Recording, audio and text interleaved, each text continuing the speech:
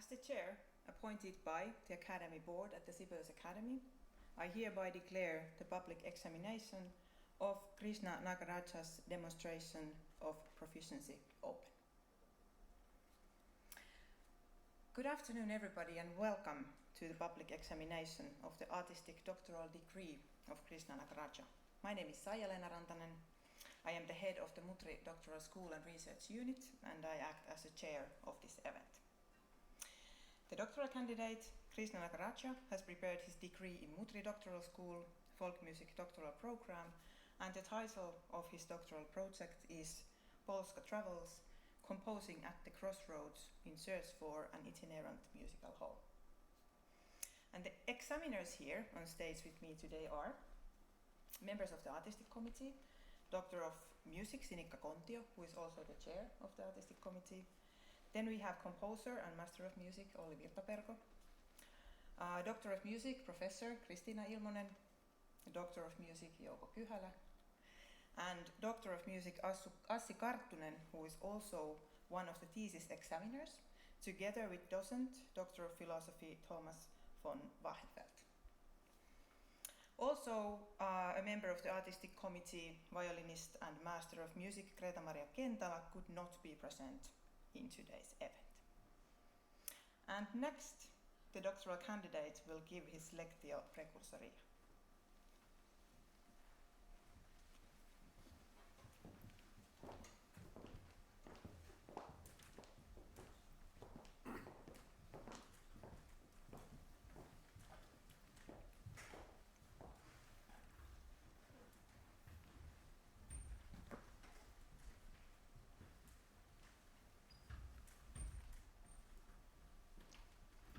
Honored Chair, honored Artistic Committee, honored thesis examiners, dear audience present here and online, it is, I believe, for the sake of art that we are gathered here today.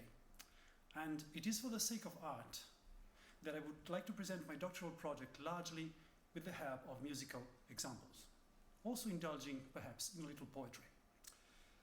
My artistic research, as you can see from this very big screen behind my back, is entitled Polska Travels, composing at the Crossroads. And with my speech today, I wish to unpack the essence of this title and introduce a few of the topics that it suggests. The project included 4 live concerts, 1 CD recording, and a written thesis. All of these components revolve around the Polska, one of the most popular folk dance tune types in the Nordic countries.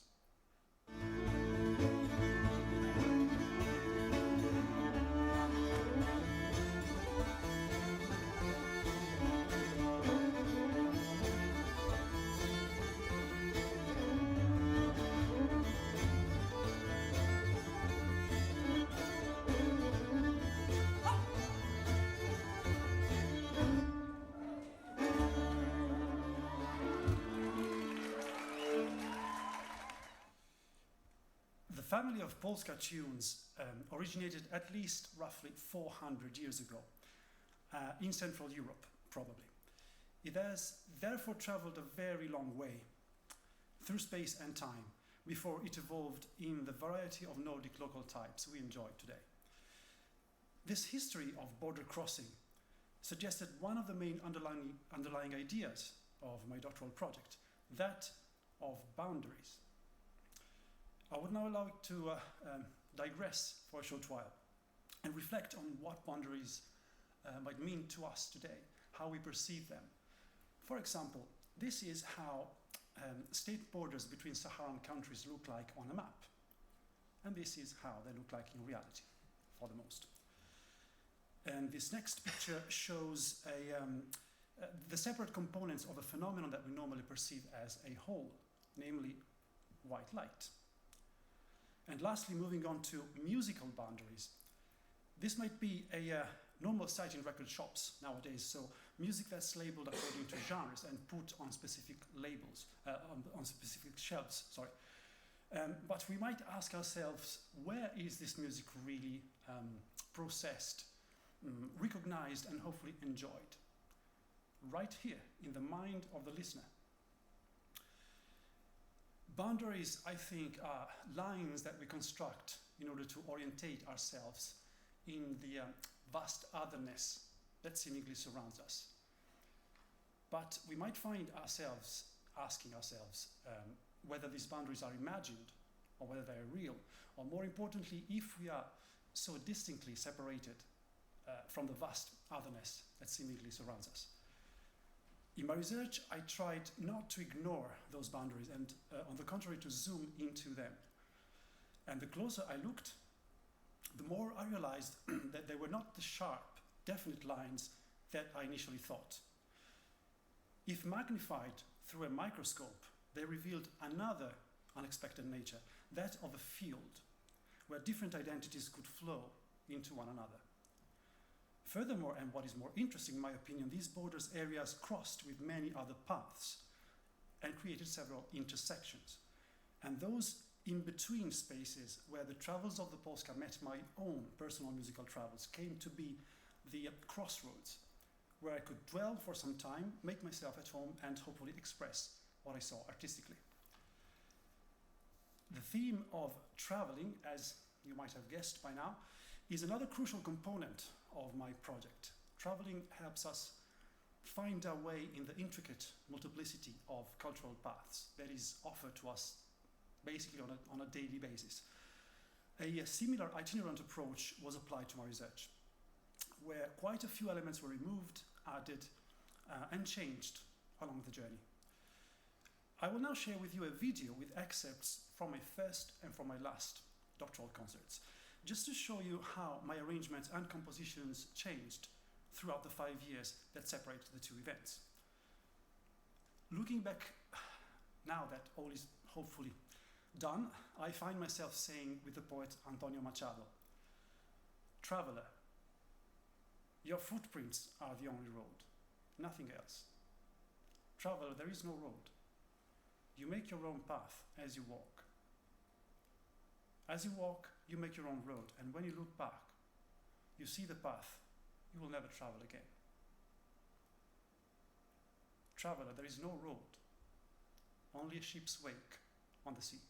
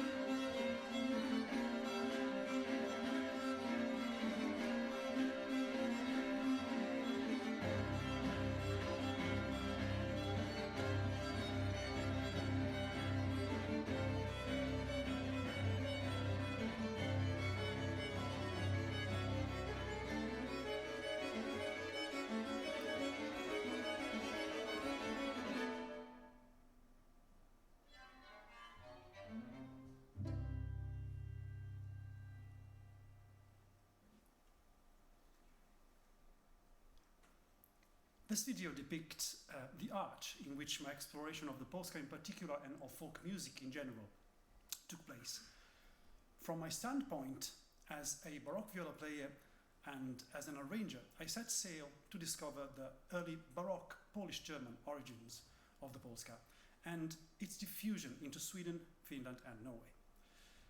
The knowledge I gathered was used as the basis for the arrangement and composition of music that itself traveled farther and farther away from the genres that had inspired it, accessing spaces where labels were hopefully no longer necessary or even relevant. Now, if we think about artistic research projects, we might know that generally they are characterized by an object of study, a perspective of the researcher, a research question which connects the researcher to their object, a methodology to fulfill the endeavor, and a field, a context, where the project is inscribed and nurtured. During the Polska Travels, the unfolding of the research itself suggested quite a few changes in many of these aspects. It is my intention now to describe the evolution of this process throughout the early, middle and final stages of the project. And well, to begin with, and to be quite honest, in my application for the doctoral studies, so it's back to 2015, 7 years ago, time really flies. The title of my project did not even have the word Polska in it. It just read Folk Baroque New Early Music.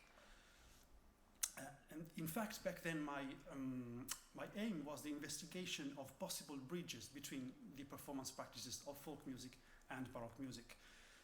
But at any rate, Polska as the research object entered the picture more specifically a few months later, basically, while I was preparing the first doctoral concert entitled Polska Travels Finnish Folk Music for a Baroque Orchestra. The first part of the title, of course, gave the whole project its current denomination. I wanted to connect the genres of Baroque and folk music. And not only that, I wanted to infuse them with a little bit of my own 21st century musicianship, of course. And therefore, I decided to intervene directly on the music that I was going to play. In other words, to be less of a performer and a bit more of an arranger and a composer. I decided to work with Polska tunes from ancient sources and arrange them into a full-length orchestral suite in Baroque style, something that I admit is rather anachronistic, but still. Performed on period instruments by an orchestra formed but mostly by Baroque musicians, but also by a few folk players also versed in classical music. The first movement of the suite is a typical Baroque overture, with a grand opening in French style, followed by a fugue that eventually lands on a grave and pompous epilogue. I chose to share this piece because it exemplifies my early treatment of folk material. It is based on two fragments of two tunes. The first tune is called, forgive my Finnish pronunciation, Mäkeläisen tulomarssi, which we can hear interpreted by Arto Järvelä.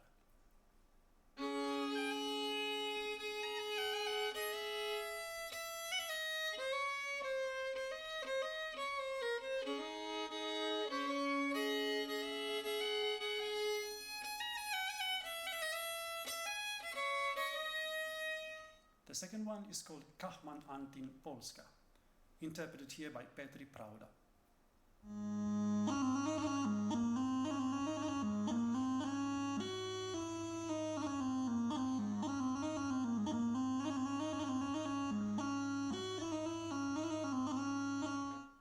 And this is what I did with them.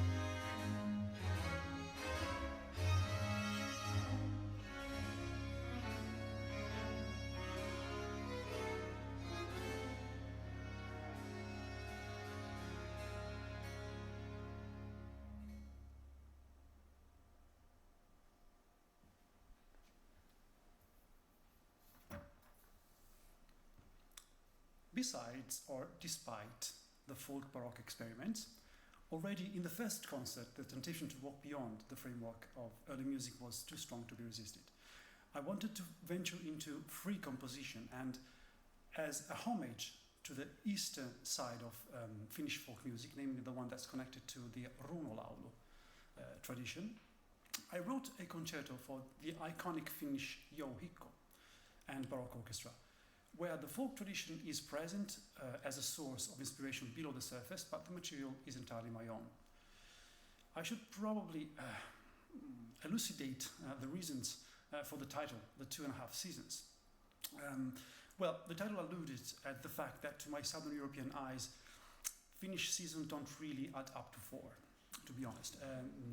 That they seem to consist of 2 actual seasons, like a very long autumn that deteriorates into an even longer, interminable winter, and 2 seasons that are so short that, well, they added up to half a season.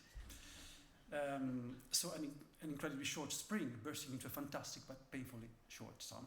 Let's hope that the next one is not so short, actually.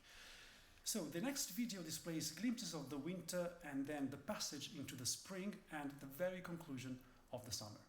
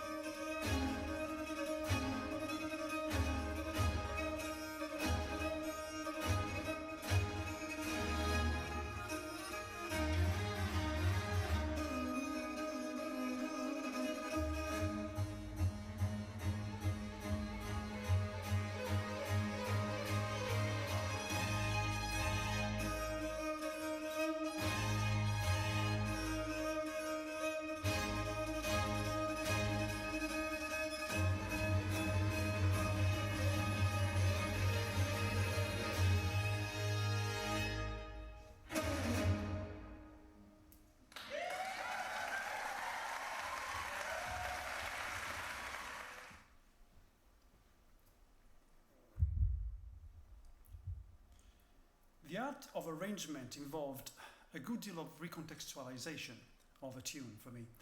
During the middle stage of the research, the limits of the arrangements were therefore pushed further and further as it turned more and more towards recomposing or actually composing music. In my second concert, Polska Travels 2, Swedish folk music for baroque orchestra, rather unimaginative title, I'm sorry, folk elements were not simply transplanted into new soil, but also modified almost to the point of becoming something else. Where is the line that separates the original from this else?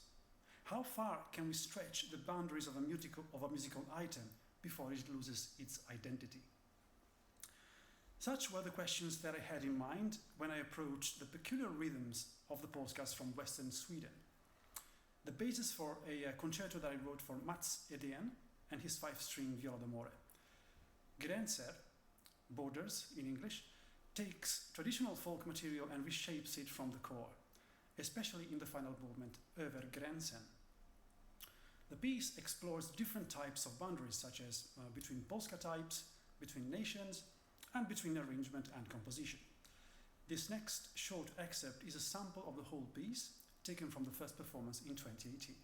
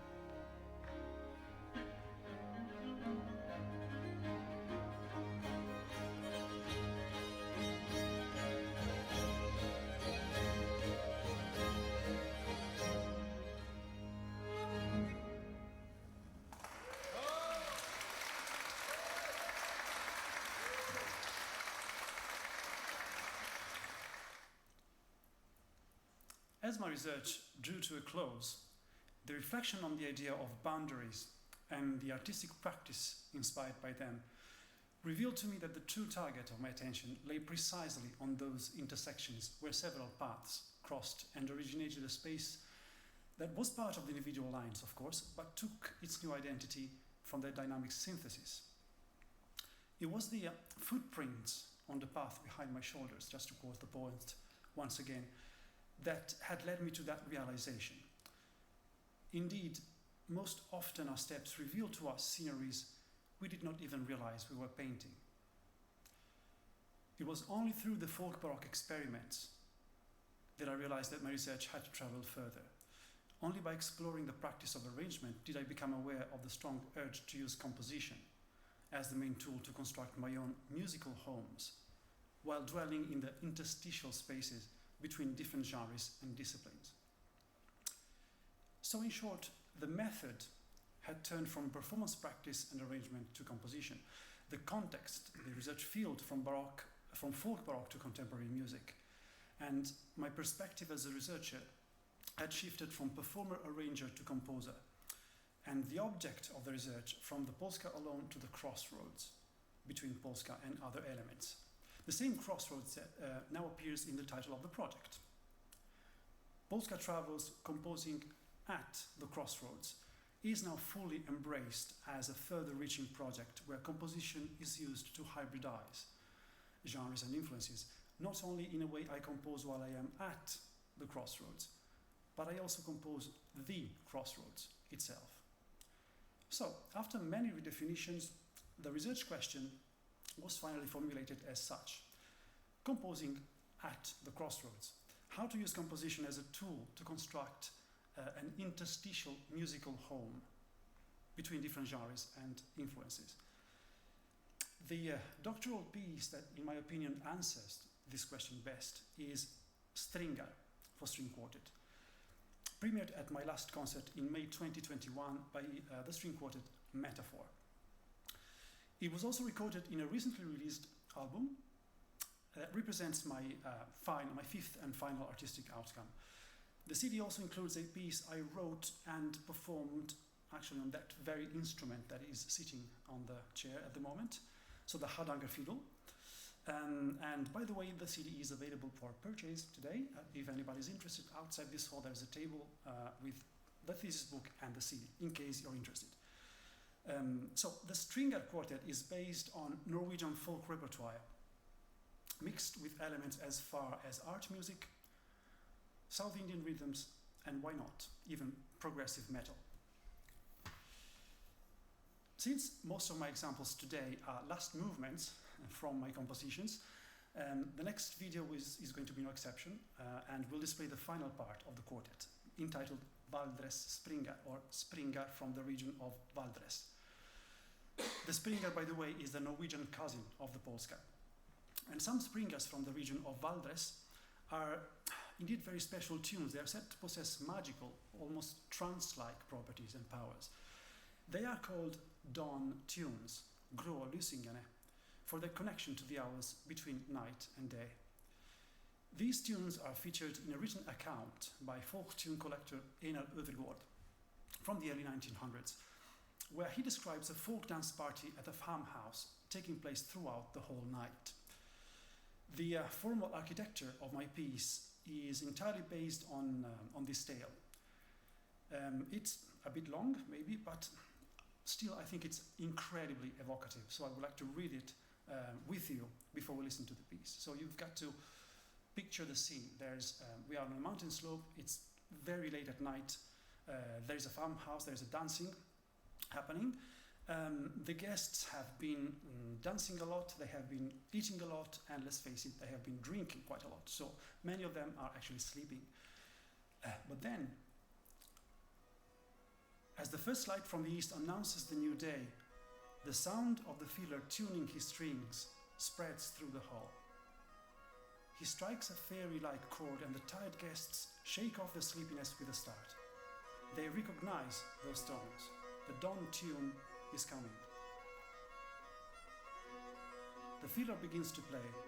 The strange melody electrifies everyone.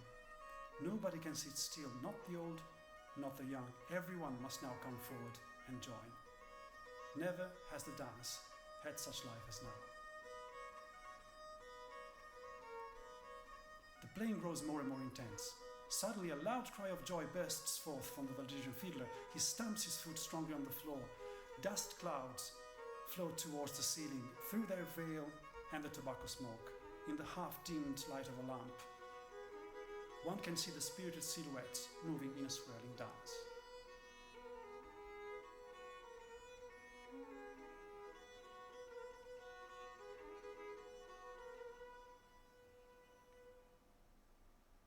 The fiddler then falls silent. The wild, loud energy that had reigned earlier, summoned by the dawn tune, has now settled down. One after the other, the guests drag themselves home, and the dance is over. In Valdresspringar, I borrowed the hypnotic, repetitive character of the dawn tunes to compose my own long Springar melody, which is embedded in a big arch that raises from silence and to silence returns. I will now give you the full performance of the movement as the conclusion of my Lectio Precursoria. I would like to thank you for bearing with me and my attempt to explain how composition has helped me in dealing with boundaries, in understanding boundaries, and in using them to my own advantage in the construction of that temporary musical home that is for me my string quartet, Stringa. Boundaries, definitions, labels, I think, are maybe imaginary, but they're very useful in order to map the territory where we are moving all the time. They are, in a way, models of reality, not to be confused with reality itself. And realizing this, in my opinion, is now more important than ever.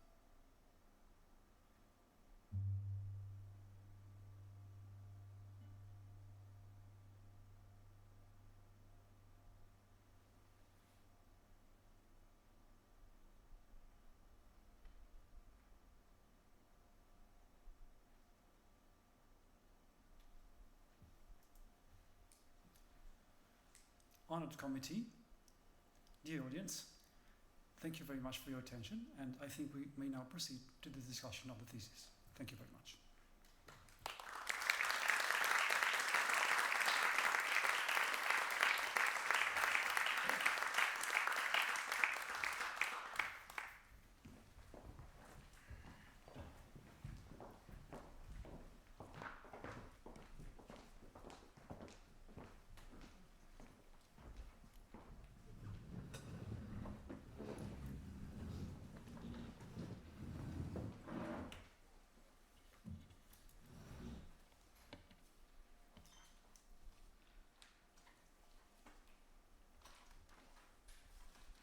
I hereby call upon you, honored artistic committee and thesis examiners, appointed by the Academy Board at the Sibelius Academy, to evaluate my doctoral demonstration of proficiency and to present the critical comments you deem it deserves.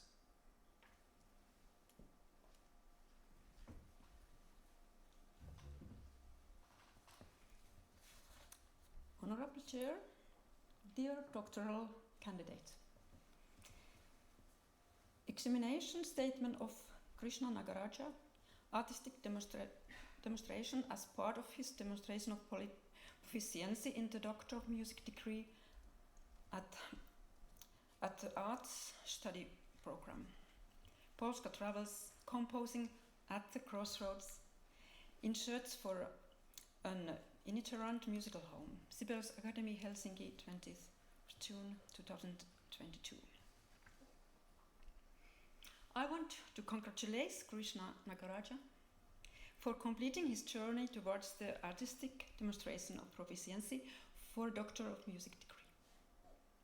On behalf of the artistic committee, I and the other members thank you, Krishna, for the exhaustive background information about your concerts, the research with related materials we have received during your artistic journey, and the music we have been privileged to hear. In his artistic doctoral project, Nagaraja delves into the world of Polska through the study of manuscripts, looking for inspiration in the music of the Baroque era. He has explored the folk music archives in Finland, Sweden, and Norway, and arranged his musical discoveries in the Baroque style. Inspired by these discoveries, he has also written completely new music. He has composed and arranged music for his concerts, led his concert ensembles, and played in concert lineups, along with the best of musicians whom he invited to join in. Nagaraja's research question was, composing at the Crossroads, how can composition be used as a tool to construct an interstitial musical home between different genres and influences? His project included 4 concerts and a CD. The amount of personal creation, including all background research, notation writing, and band leading, is enormous. I dare say this project's artistic scope is more than sufficient. Nagaraja has achieved all this in 5 years, demonstrating extremely efficient use of time. The first concert, Polska Travels, Finland, Finnish folk music for a Baroque orchestra, took place in January 2017 in Helsinki Music Center, Kamerate Hall. Peter Spiski conducted the Sibelius Academy Folk Baroque Orchestra. Arto Järvelä on violin and Ilkka Heinonen on jouhikko played solos. James Kahani conducted the jouhikko concerto. Played on early musical instruments, the concert program was extensive. The first piece in the concert was a German side, followed by a Finnish side, and Lappfärdsset. For the concert, Nagaraja also wrote a concerto for jouhikko to 2.5 seasons, concerto for fiddle, jouhikko, and strings. The piece, titled East-West, included improvisatory elements according to Nagaraja. He aimed to arrange ancient folk tunes for a Baroque orchestra in the traditional Baroque style, write contemporary music for Baroque instruments, and introduce folk music based pieces to musicians with little or no experience playing folk music. The second concert was titled Polska Travels Sweden, Swedish folk music for a baroque orchestra. While preparing the second artistic component of his degree, Nagaraja went on a student exchange trip in Sweden and spent a year researching traditional tunes from the regions of Western and developing his appreciation of Polska. The concert was given in Copenhagen, Denmark, and in Malmö, Sweden, in May 2018. Like the first concert, it began with 18th century baroque music, this time by Handel. The concert continued with two compositions by Nagaraja, Swedish and Grenzer. Concert was 5-string viola d'amore and strings. The music was performed by Hurra Baroque Orchestra with students from Malmö and Copenhagen Music Academies, with Peter Spiske as the concertmaster, Mats Edén as the 5-string viola d'amore soloist, and James Kahane as the conductor. Nagaraja played viola in the concert. At this stage of his doctoral studies, Nagaraja became more focused on his role as an evolving composer, paying less attention to his role as a performer. The third concert, Polska Travels, Baroque Roots, took place in Musiikkitalo Camerata Hall in September 2018. The concert featured a group of 5-string instrumentalists and one harpsichordist playing baroque music. As a member of the group, Nagaraja also led the ensemble. He arranged music for the concert as well. The repertoire consisted of music by late 17th and early 18th century composers. In this concert, Nagaraja had 3 points of focus.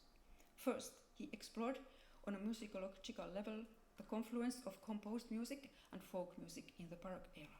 Second, he compared original manuscripts to their later editions. Third, he reflected on the performance of folk music in the Baroque style. The last chase of Krishna Nagaraja's Polska Travels took place in Music Center Organ Hall in May 2021. The fourth concert was titled Polska Travels Part 4, Tales from Norway. As a result of the COVID-19 restrictions, only the committee attended the concert live, but it was streamed online. For practical reasons, the Norwegian suite for solo hardanger fiddle was partly performed in Norwegian hardanger violinist Vegard Vordal on a pre-recorded video, partly by Nagaraja himself live at the concert. The string quartet metaphor performed Strängar for string quartet. Nagaraja's method for working on a Norwegian set was to write for the instrument and to test ideas and improvise on his hardanger violin. According to Nagaraja, the questions of the scope of exploring a tradition before using it in one's work remained open, with no definite answer. He wrote, however, the questions of how deeply a composer should study a tradition before being allowed to use it in the work remains open and arguably unanswered. The final fifth artistic component of Nagaraja's doctoral work is the recording of the pieces from the fourth concert, which included the string quartet Strängar performed by the executive megaphor and a Norwegian suite for hardanger fiddle with which Krishna Nagaraja performed himself. Nagaraja produced the recording, and Tales from Norway is his first release as a composer and solo performer. The committee consisted of experts in folk music, baroque music, and composing. Next, I will refer to excerpts from our feedback, discussions, and the written statements. The results of the enormous creative process presented in the first concert gave us an impression of what to expect of the research project. The committee was delighted with Krishna Nagaraja's fusion of baroque and folk music, and noted that baroque music is a fusion as such. The committee enjoyed Nagaraja's extensive pieces and had a lively discussion about the Yohika concert. Nagaraja succeeded in introducing idiomatic yohikko techniques and timbres to baroque music. According to the committee, the decision to end the concert with a piece containing improvisational elements was great and brave. The committee's feedback included a proposal for Nagaraja to write smaller scale music for smaller ensembles. This wish came true in the later concerts. Only 2 committee members, Ilmonen and Kyhälä from Finland, attended the second degree concert in Malmö's St. Andreas Kyrka in 2018. To assist with the assessments, Sven Albeck from Sweden joined the committee. We thank him for his well-informed assistance. The Swedish side continued Nagaraja's development of his composer's toolkit by developing deep into traditional folk music material, enriching it with baroque and classical contemporary elements and trying to introduce as much folk playing understanding and as possible to the classically trained musicians within the limited rehearsal time and with conventional methods, such as notation.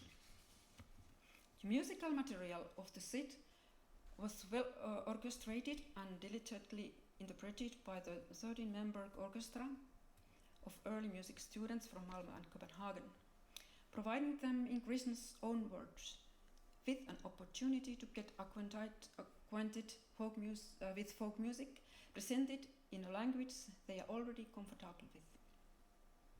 Gränssar was based on traditional tunes from the regions of Western.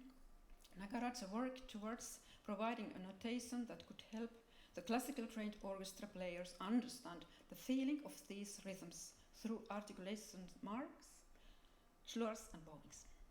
While Mats Edén, as the soloist, was naturally on top of the phrasing of the piece's folk elements. The rhythmical material's complexity was challenging for the orchestra players. Although the performance was good enough to convince one of the quality of the work, the examination committee members could not help but imagine how the music would sound if folk music professionals performed it. As a composition, it indicated an impressive development in Nagaraja's compositional handwriting and personal style, providing exciting views of the next steps. Kristina Ilmonen stated that in all, that concert was an intriguing exploration, a laboratory of research into the very core of Nagaraja's doctoral aim, being in the crossroads of musical traditions as a composer and performer, but also witnessing the challenges of transmitting the tacit knowledge of a style to another field specialists. The third concert only included works by baroque composers. Although the committee liked the program, some of the committee members believed it included too many works at the same time. For Nagaraja, this concert presented an opportunity to explore the roots of baroque music and to lead. In the concert, Nagaraja played and led the group, which is typical for a baroque ensemble. The committee stated that Nagaraja was a competent leader with a natural and vivid leading style. It featured some favorable theatrical elements in resemblance of the Swedish folk musician Mats Edén, who appeared in the second concert. In his artistic process for this concert, Nagaraja reached a profound level. The music was enjoyable and poor, and the changes in tempo, for example, were well justified and formulated. In his essays, Nagaraja reflected on his role as a composer, arranger, performer and leader on more than one occasion. In this context, Jouko Kyhälä reminded us that in folk music, the performer and the composer are the same person, and that the performer is the master of the moment. In the fourth concert, Nagaraja addressed the problematics of notating folk music, a tradition that is, by default, transmitted by ear. How can one transmit folk music's essential stylistic and expressive features through notation? The works written for the concert addressed with question, and they provided perspectives on and solutions to the question. The problem with performing folk music based on written notation is that it can't fully transmit information about rhythms, melodic variations, also improvisation, or the details of agogic variation. Nagaraja had chosen to notate his works according to the Western art music traditions. However, his method included the ability to communicate with the musicians verbally and musically. In this manner, Nagaraja was able to direct the music performances in a direction that enabled folk music expression and his personal ideas for specific musical pieces in a natural and communicative manner. This ability was well displayed in Metaphor's interpretation of Stringer. It featured natural rhythmic variation, and the interpretation's affective elements were harmonious. Olli Virtaperko praised the fourth concert for its more finished and ambitious compositions, with more major expressions than in the previous concerts. This concert highlighted Nagaraja's instrumentalism. Although he was forced to play one movement of the solo suite for Hardanger violin himself, for the committee it proved to be the most interesting contribution in the concert. The performance was described as intense. Nagaraja was able to appreciate and interpret his texture exactly as he had meant it to be interpreted. Norwegian Sid and Vanderslot reminded the committee of a pre-Baroque music. Karttunen even compared the music to 13th century French polymetrics. Metaphor was able to convey Nagaraja's musical ideas faithfully and accurately. Nagaraja's strengths include the use of polyrhythms and additive rhythms. Kristina Ilmanen summarized the concert as follows. Stringer and a Norwegian suite are the artistic peak of the whole doctoral journey. The recording, Tales from Norway. It is noteworthy that for his fourth concert and the recording of Stringer, Nagaraja was able to secure such internationally top-level performers as Metaphor. The quartet's performance indeed meets the piece's challenges wonderful and provides for the fascinating, clear and dynamic interpretation of a beautiful piece, an original hybrid of folk and contemporary elements. The task of performing a Norwegian suite on the Hardanger fiddle for the recording was not a modest challenge. However, as Ilmanen states, Nagaraja manages to perform his own composition with apparent ease, expressing the piece's complexities with clarity, grace and sensitivity. The possibility to publish the materials on CD was a great addition to the doctoral project. Nagaraja performing his own suite is the most beautiful ending for the whole project, but also a beginning for a beautiful career as a Crossroads composer and performer, Ilmanen continues. Committee member Greta-Maria Kentala described the music on the recording. The quartet is super. Resembling Bartók's work, the score is colorful and moderately melodic, and right from the start, Nagaraja is in the business, grooving to complex rhythms. The quartet features exciting fields that vibrate in polyrhythms. At times, we hear Polska influences, at times rhythms and melodies reminiscent of India. The music varies from dance forms to sudden, extremely minimalistic sections. Krishna has a brilliant and distinctive style of writing harmonies. They sound modern, but always include a modal undertone that adds a folk music-like tone to the music. After hearing these works, the committee believes that Krishna Nagaraja's work has major significance. He is a Baroque musician, well versed in early music styles. He parallels the complex and varying Hardanger Polska rhythms with the rhythmic ornamentations of early Baroque music.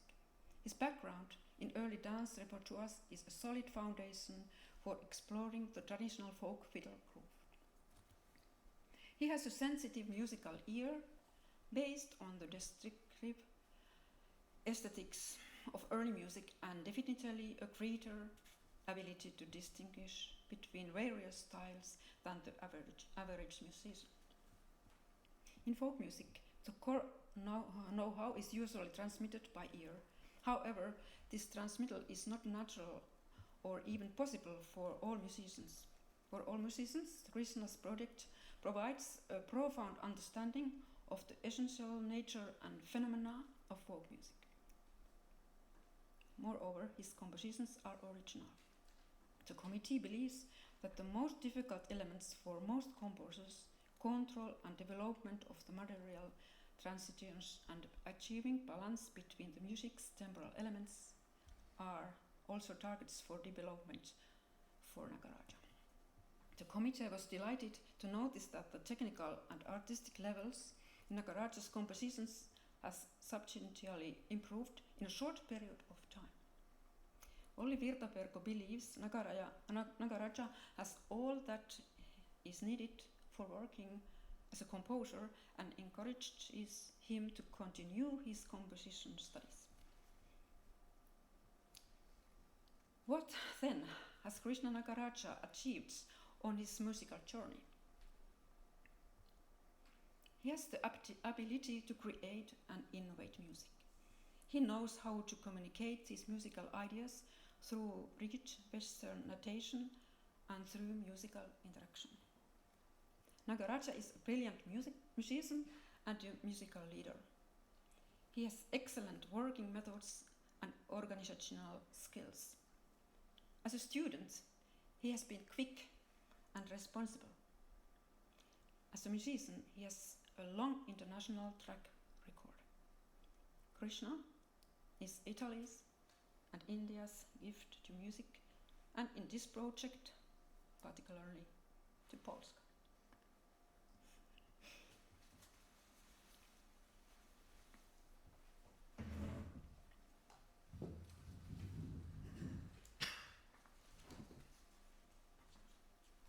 Examination statement on Krishna Nagaraja's thesis as part of his demonstration of proficiency in the Doctor of Music degree at the Arts Study program. Krishna's dissertation, Polska Travels, composing at the Crossroads in search for an itinerant musical home, is a well-conducted study which finds its origins in the studies of the commonalities that exist between the Polska dance in early classical music and Nordic folk tradition. A reading of the present dissertation is a bit like experiencing Quentin Tarantino's movie From Dusk Till Dawn from 1996. It begins in a fairly traditional musicological tradition where Krishna gives a thoughtful and appealing allegorical exposition of his own life as a musician, which he connects in several ways with the Polska's somewhat restless and eclectic life and history. And the very concept of eclectic is something that recurrently comes to my mind while reading Krishna's dissertation. There's a strength in Krishna's seemingly wide open intellect and ability to associate. This gives the study an undeniable aura of academic innovation, even though the research is based on an ancient material where the Nordic brands and types of Polska is accompanied by the South Indian conical tradition. But to also get acquainted with the progressive rock and hard rock of the 20th and 21st centuries in the form of Frank Zappa, Mattias Eklund and Meshuggah, through the conical and the intricate late medieval Ars Nova music.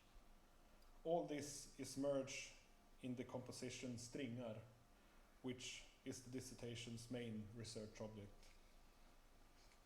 I would like to emphasize my appreciation for the systematically in-depth musicological and artistic research project that Krishna has carried out. The result is a well-composed string quartet that unashamedly finds its nourishment in what appear to be disparate musical tradition, but which Krishna, with his unconditional approach, well-developed analytical ability and artistry, has managed to combine into a meaningful whole.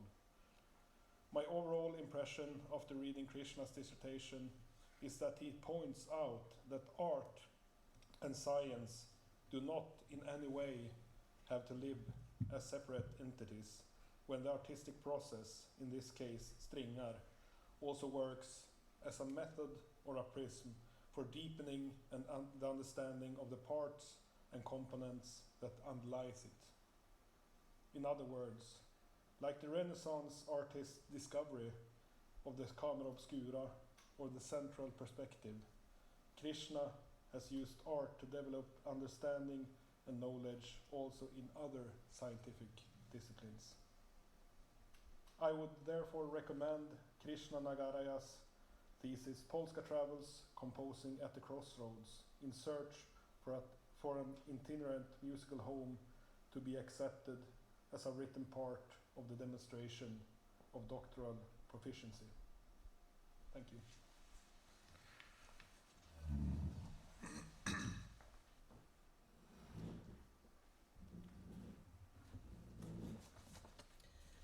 Examination statement on Krishna Nagaraja's thesis as a part of his demonstration of proficiency in the Doctor of Music degree at the Arts Study program.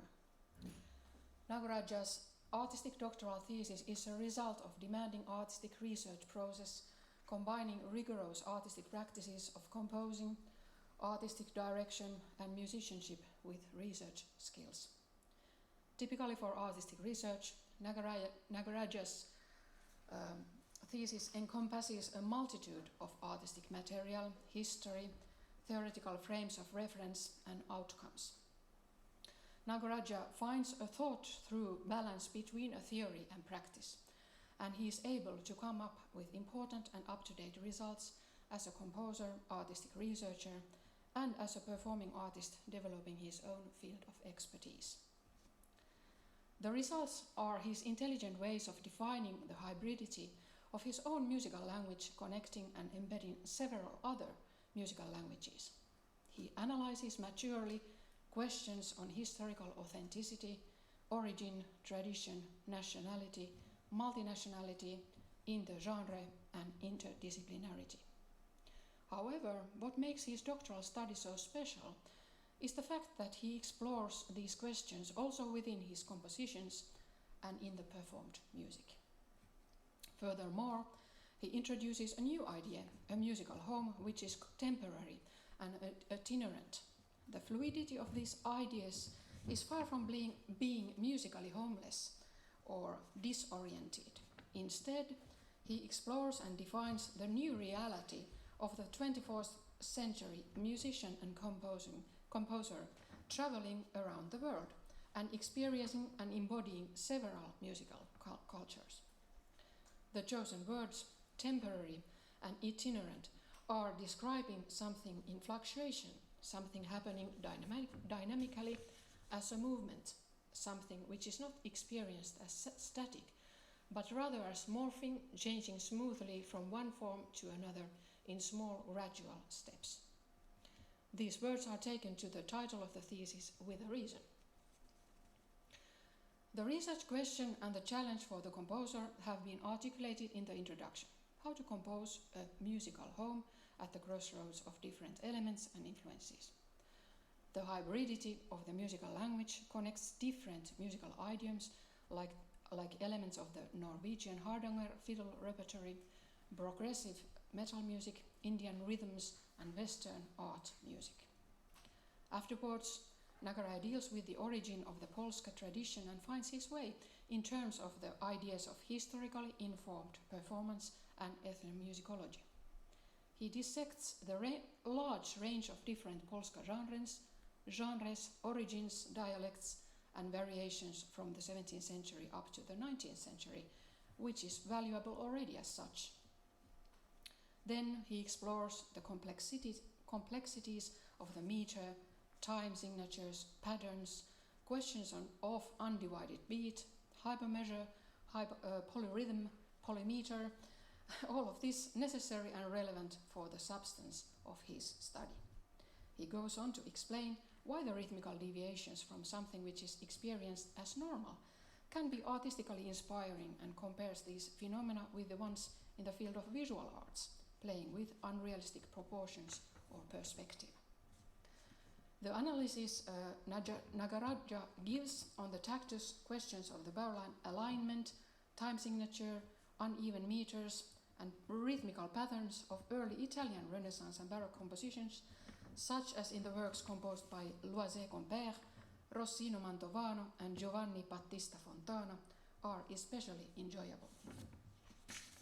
From there, Nagaraja proceeds to explain and analyze similar rhythmical elements in the Konakol tradition, the rhythmic language of South India, and finds the reasons for this intellectual leap for vernacular poetry, which is combining the oral traditions of so-called early music of these different cultures. This could be venturesome for many researchers, but in Nagaraja's case, the solution makes sense. The whole section, written on rhythm, is convincing. Later on, Nagaraja describes the hybrid and itinerant elements in his composition, Stringar. Nagaraja is like a Polska, and I quote, "The Polska displays a long and often little-known history of migration, evolution, contamination, and crossing of the geographical and social boundaries." End of quote. Thus, the thesis is truly describing an artistic transformation. Not only the written text is transformational, but the composed music is also testifying a change in the musical expression and delivery. Typically, for artistic research, the results and outcomes are artistic, and in this case, they can be heard in the music and understood conceptually with the help of the written part of the Nagaraja's doctoral study. Therefore, it is my delight to recommend Krishna Nagaraja's thesis, Polska Travels, Composing at the Crossroads, in search for itinerant musical home, to be accepted as a written part of the demonstration of doctoral proficiency. Thank you.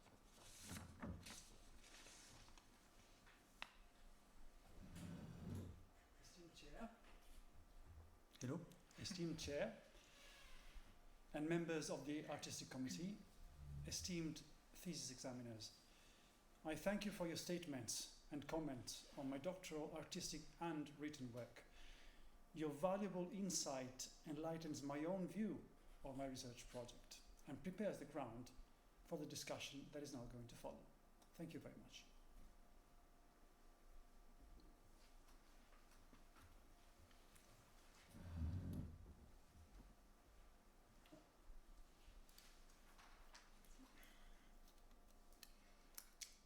In the concerts, we heard many contemporary compositions too.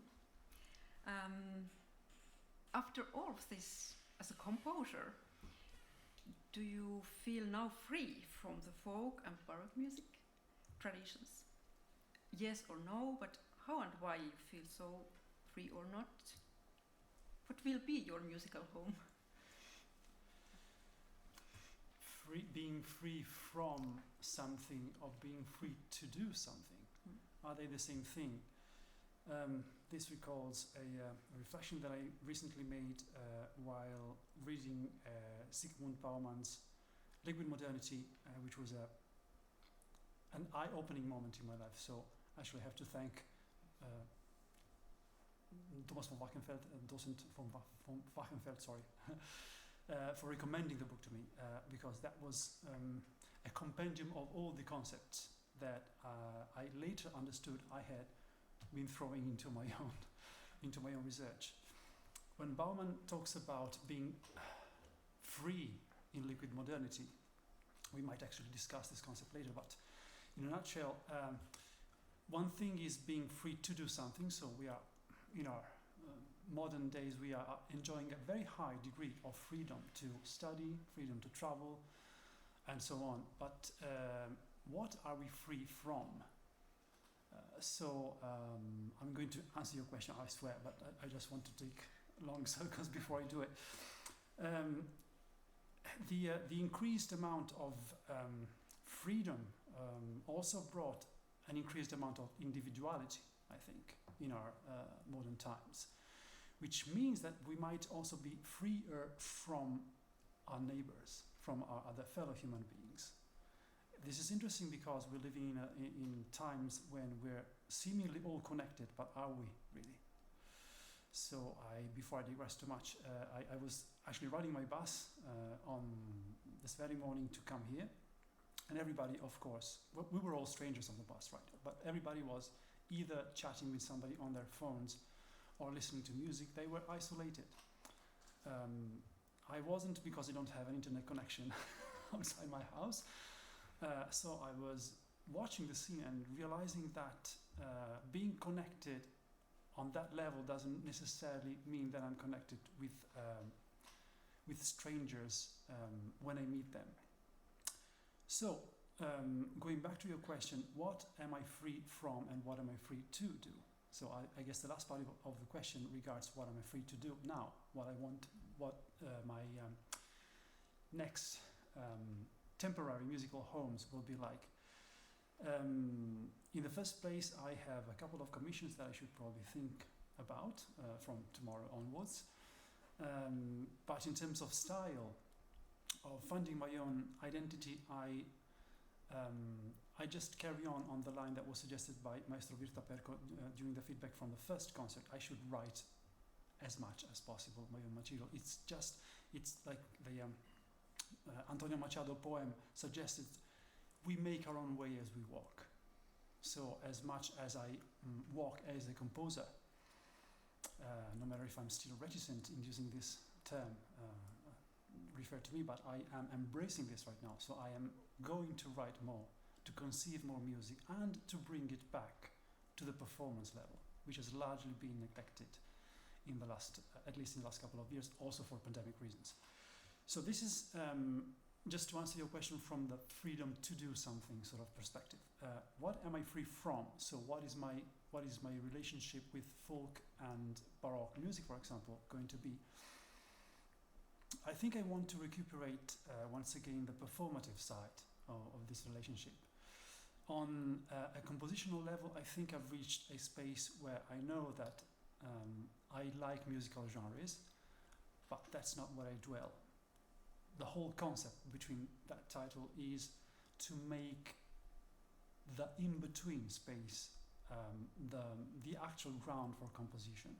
So there is a way in those intersections where if you really magnify the image, you don't really know what is what anymore, which is which anymore. And this may be a slightly romanticized view of scientific observation, but bear with me. This is also my maybe idealized, but actually very, very practical also way to go about composing music. So the answer to this question is I don't know. So I don't know, meaning not that I'm not informed about what I would like to do, but in terms of I would like to carry on this way, because for me it's inevitable as a person in the first place. I am a crossroads person. I think we all are in some way.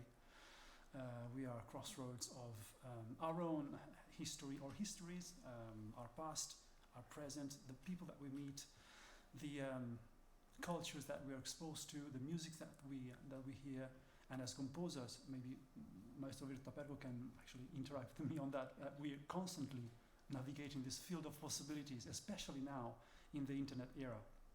I can easily, click on my mouse and listen to Mattias Eklund or Meshuggah or Perutinus or Shostakovich or Maestro Virta Perco or any other composer very easily. How does this influence my music making? It does in a way that on a very deep level, and articulating my thoughts in this writing, in this written thesis, forced me to understand what I was doing and what I want to do now, which is still provoke, create ever new crossroads with other types of music maybe. There's a lot still to discover, just to be a bit more practical, a bit more specific in my answer. Regarding, for example, Swedish and Norwegian music, I mean, this instrument is just unbelievably rich in repertoire. Every time I listen to something, I find myself, oh man, I should really, spend my whole lifetime on this Springar, or I should go to Sweden and work with Mats Edén. I have had the luxury of collaborating with all these great musicians and people. Mats Edén, Peter Spiski, Arto Järvelä in Finland, Vegard Vårdal in Norway, and so on. I would like to collaborate a bit more, because this has been a rather lonely trip. I hope this answers partly your question.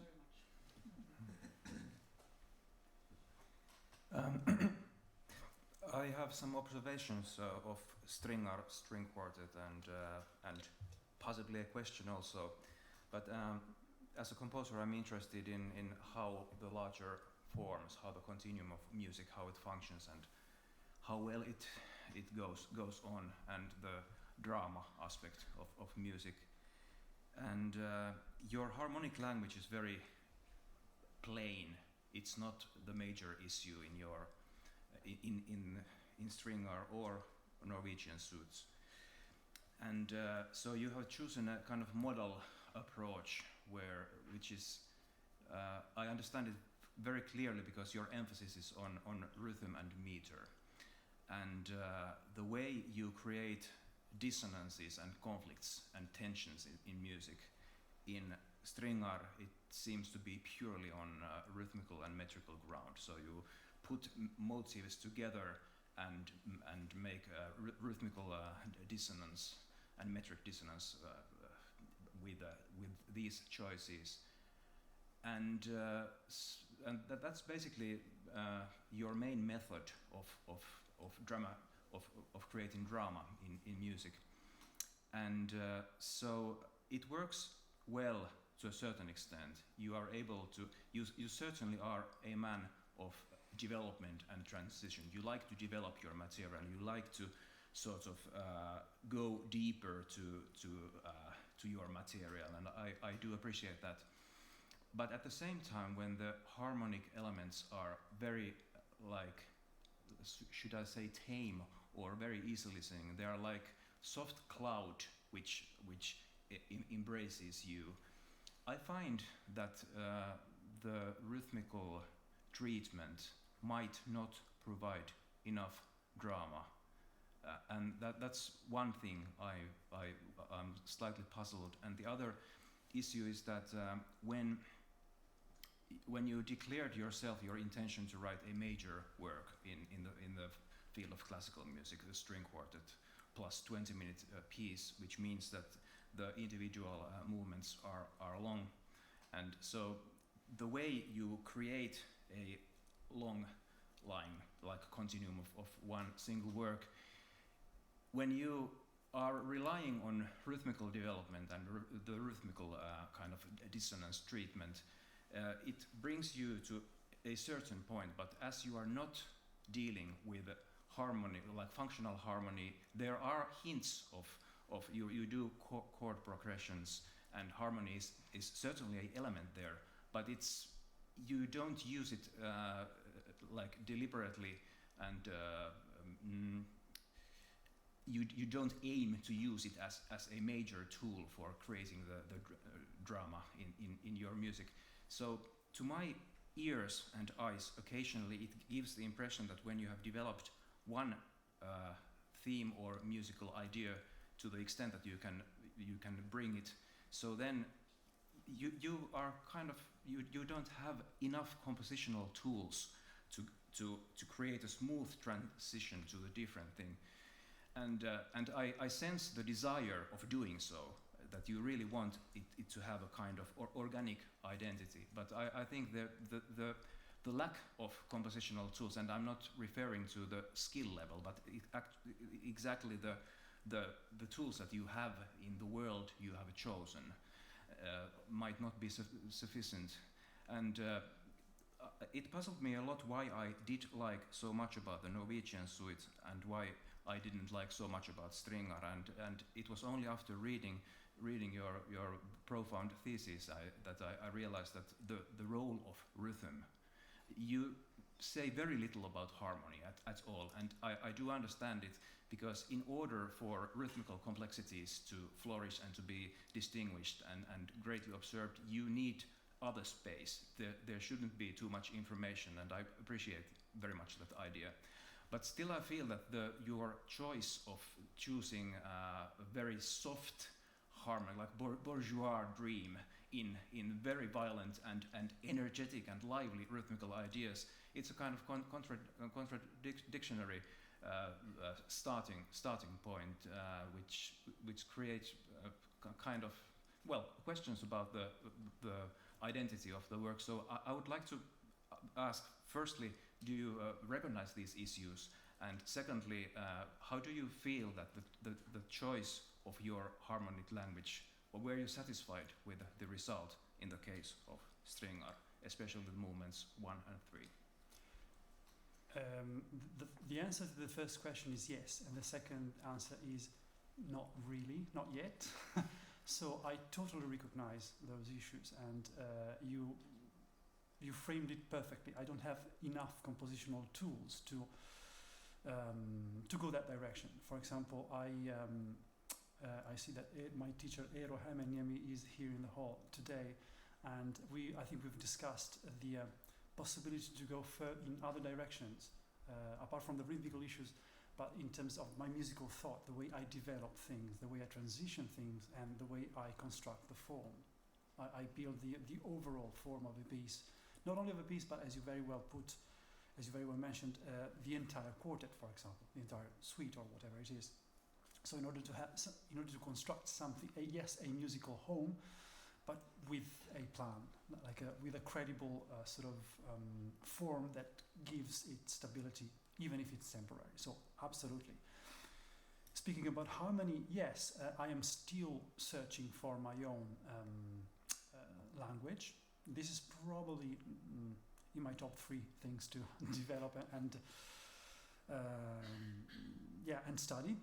And actually, going for 1 second back to Dr. Kontio's question regarding what my relation with folk sort of composition is going to be in the future, I want to take a break from modality, from sheer modality, because this is the basis for my harmonic, let's call it, language, for both for Stringer and for the Norwegian suite. Especially for Stringer, I chose to, even if I didn't have to, because a quartet is a quartet. I mean, the string quartet is made of violins and cellos and the viola. So there's no limitations to what you can do. And if you're using that instrument, especially in the tunings that I used, you are a bit limited in your harmonic choices, also because of the resonance strings. In the case of Stringer, I did have the choice. Obviously, I'm stating the obvious here. I decided to stick to a modality, to a very, very simple treatment of harmony, because this is how the original tunes, the original sound world that I started from was speaking to me. And once again, as you mentioned, just to stay focused on the rhythmical aspect. So yes, I am aware of those issues. I think I should focus on those, especially on the harmonic and on the formal issues that you underlined. And am I satisfied about the results that I see in both the Stringer? You mentioned the first and third movement of Stringer.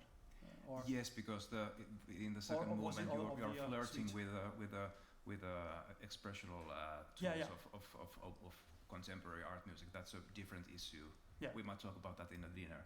Yeah.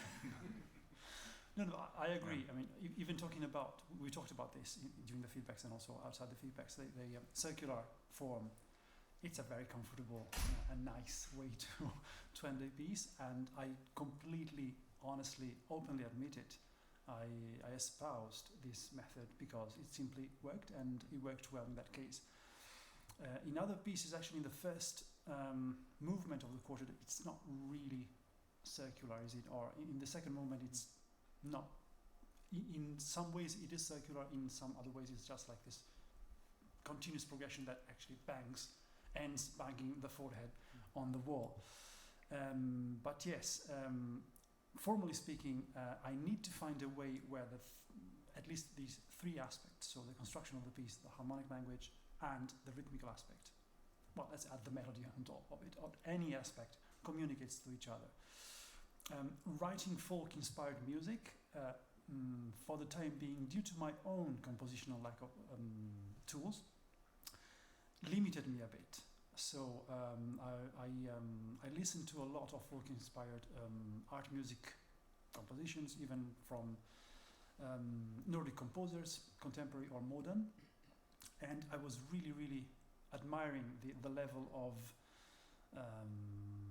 bravery that they took in rethinking the folk through their own harmonic language, but they had developed a language anyways. Or I'm thinking of Szymanowski, for example, Harnasi, the ballet that made him famous as a folk-inspired composer, somebody who lived and studied the Polish traditions, which then he transformed into this half-an-hour ballet that he wrote.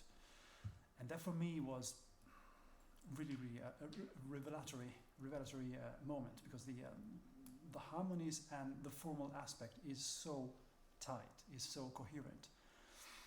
The road is long, the crossroads are all over the place, so these are excellent suggestions for, and they confirm my own view of myself.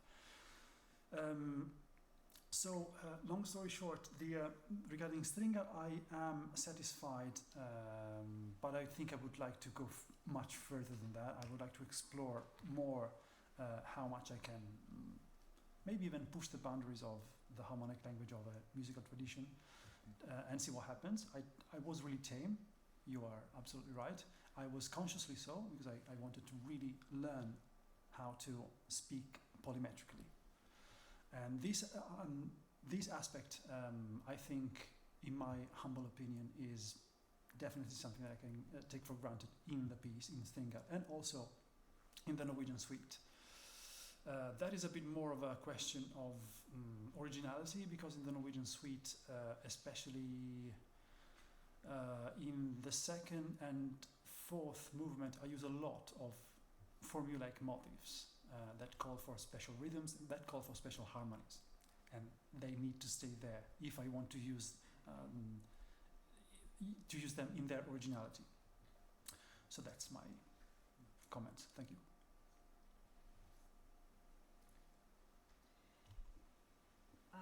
You mentioned that it was necessary for you as a method to compose these early folk baroque suites, and that you found actually your own way to how to compose music at the Crossroads.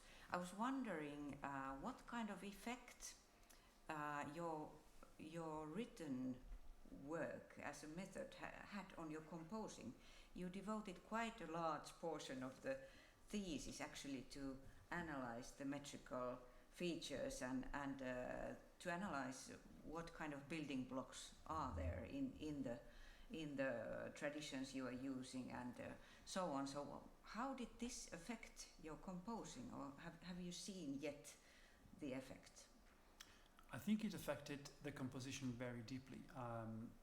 Before even thinking about writing a string quartet or writing a suite for Hardingfele solo, I remember spending several weeks, maybe several months, in the summer of 2019, I think, yes, listening to a lot of material, both traditional material from Norway and art music inspired by Norwegian folk material. And at the same time reading, for example, Mats Johansson's thesis and all the literature that I found online and in this institution. And it deepened my knowledge, needless to say. So I was learning a new language. I was getting into the grammar of that language by means of theoretical literature written on that language. That was not enough. So I tried to embody the language by trying to speak it myself on the fiddle, especially for the Hardanger fiddle suite. That wasn't enough, of course, so I started listening and watching and asking people. So in this way I interdisciplinarily try to approach the necessary knowledge for the composition. How did it affect the actual notes that I wrote? Well, it's a potentially endless, bottomless discussion here, because every composer it's impossible to analyze to the finest detail how much your influences get into the actual sounds that you produce. But you can, of course, shed some light. Those theoretical essays, for example, deeply influenced the second movement of Stringa, so Telespringa. Telespringas are maybe the most and maybe still to a certain extent are the most foreign types of Springa and most flexible types of Springa that I encountered in the Norwegian Hardingfele tradition. And knowing how they work, how the idea of inferred meter was really enlightening. Knowing, and then going, thanks to this hermeneutical spiral sort of process where you zoom in and out of a picture, you have two polarities, so there's myself and the Telespringas, for example. I zoom into the Telespringas and then I understand that there's an ambiguity in meter, but what is meter then? So I go back somewhere else, the spiral is circulating, and I explore another area, which then redirects me to yet another area. So this constant spool spinning of knowledge is what sparked many ideas in the piece. The same form, the same sequence of events that unfolds throughout the piece is largely the musical depiction of what I was reading in Mats Johansson's thesis, the concept of rhythmic reshaping, for example, the concept of rhythmic tolerance, this fantastic idea that he reports, quoting Ann Danielsen, Norwegian musicologist, who is persuaded that beat is not a point in time. We are normally, this is very typical of people who are used to a very, very strict and precise musical notation. We are bound to the idea that beat has an onset, and that's it. There's a line and there's a beat. According to Ann Danielsen, it's not exactly like that, especially in the field of folk music, where the melodic instruments are also the rhythm carriers. Because if I play my fiddle, there is a myriad of parameters that carry out the rhythm, that bring out the rhythm, as we all know. There's accentuation, the way I use the bow, the way I ornament, even the way I move, everything concurs to the same creation of, to the same performance of the meter. And that's not even the end of it, because then the meter has to be inferred by the listener. So I try to convey all of these ideas in one piece, and that's just one example. We can change the piece and talk about the Norwegian suite, for example. Reading this mammoth publication that Morten Levy wrote, The World of Gorlaus Slots, in 3 or 4 volumes, like some thousands of pages.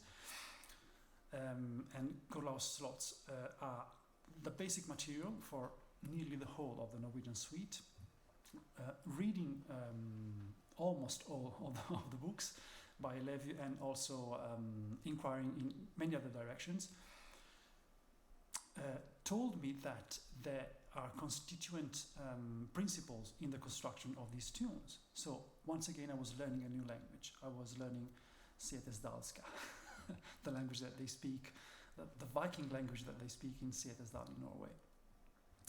And that was difficult, but I had pre-exposed myself to that. Once again, by getting into the fine grains of the language that I was exposed to and that I wanted to learn, gave me an idea of how I could use these structures to speak my own version of it. And my own version of it is partly the Ramestrots sort of tune construction, a motif that is repeated and then germinates into something else, that then is repeated and then germinates into something else, and so on and so forth. So something that grows organically within itself. That, for example, and the concept, the character of a Lyarslott or a Huldreslott or the myth of the Nyckeln, which deeply informs the narrative behind the second movement of the suite. All of this, of course, whenever is sedimented in my own musical being, and then I speak on behalf of that part of me, pulls everything that is not immediately belonging to that area with them, though, because I am one person. I'm not, hopefully, I'm not several musical characters. There's all of me when I play the suite, when I used to play my folk baroque experiments or my folk baroque arrangements and so on. So yeah, it's a gathered knowledge that as researchers we amass when we study a phenomenon, and that the great thing about artistic research is that you eventually translate that into your own language. And this is how I am still trying to trace my own paths in the field of grass that surrounds me all the time. But thanks for your question. Yes, there was something very interesting in your lection. You mentioned about mind, using mind to categorize music, and then you spoke about freedom, answering Sinikka. So-called freedom we have so much share in the Western worlds nowadays, and individuality, that is not true individuality. We don't meet people anymore, really. We don't have a connection. And then what you write in your thesis in the last part 6, where I am, and actually you are talking about this belonging or individual connection with people. And so now we have been hearing so much about rhythm meter theory and melodies, and so I want to talk about spiritual things. Because this was very touching when I was reading about this, how you felt very welcome to the folk music communities, meeting people, and you felt welcome to join the dance and play for the dance and jam and so on. And I think that is the true essence of folk music. It's a connection between people. And you mentioned in your writing essential thing, living bodies of knowledge. You saw people living bodies of knowledge, and in my world, maybe you are aware of this concept of wisdom in human being in 3 parts, that we have wisdom of mind, wisdom of body, and wisdom of heart. And I very much felt that reading this, how you felt that you were welcome into the circle of folk musicians, then you decided to stay out and pop in and pop out, not to be a tourist stealing the musical ideas, but you still didn't want to go in there.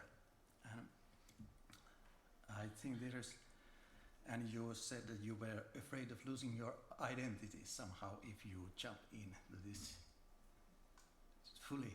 It sounded really funny to me, because I don't think that your identity is something that is stationary and it's only built on history of yourself. But your identity is your evolving thing. And if you feel the urge to experience the folk music fully, there's nothing to be afraid. But what I'm curious is, you also mentioned seeing people dancing, and you had the sight of people dancing on the floor, and the difference between the insiders and me was the sense of belonging. And to me, this belonging to something, it includes all the mind physics and heart, and it also affects my experience of art. If it's only affecting my mind, I don't really too much get influenced by it. It should go to heart, and also if I feel it in my body, then it's really exciting. And today in your lecture, when I saw the pieces of the music you have written, I noticed when I felt the urge to dance. When there was the first Polska part, then my body was invited to move, and I totally enjoyed the music with all of my wisdom. And my question actually is that have you allowed yourself to go in the folk music situations as dancer, dancing along, and are you aware of this, that your body can carry actually the right position of the beat? You were talking about this preciseness of the beat, but actually your body knows once you have let your body to teach you. Very unclear. No, not at all, not at all. You touched upon so many very, very relevant points. Let's start from the last one. If there's, well, let's put it that way. One of the limitations that I see in my research is the lack of dancing, precisely, for practical reasons and for my own personal reasons. So I'm not what you would call a natural dancer. What is a natural dancer anyway? So I haven't really been having that as a part of my normal life. So it still takes quite a bit of courage for me to, move my body to the sound of any music. If it's music that has more or less conventions, so you go to a Polska lesson and it's a lesson, so you're taught how a series of movements that you might or might not use. I've done that. Not enough, not even remotely enough, but I've done that enough to understand that it wasn't enough. Going deep, as you say, deep into folk dance and even folk playing, which maybe it's even the same thing, on some level. This is something. This is one more thing to add to my list of things to do when I grow up. Something that has been perhaps overlooked during my stay in Sweden, for example, for once again another set of reasons.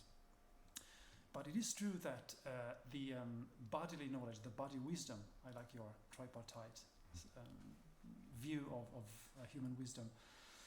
The wisdom that the body can do is essential, definitely.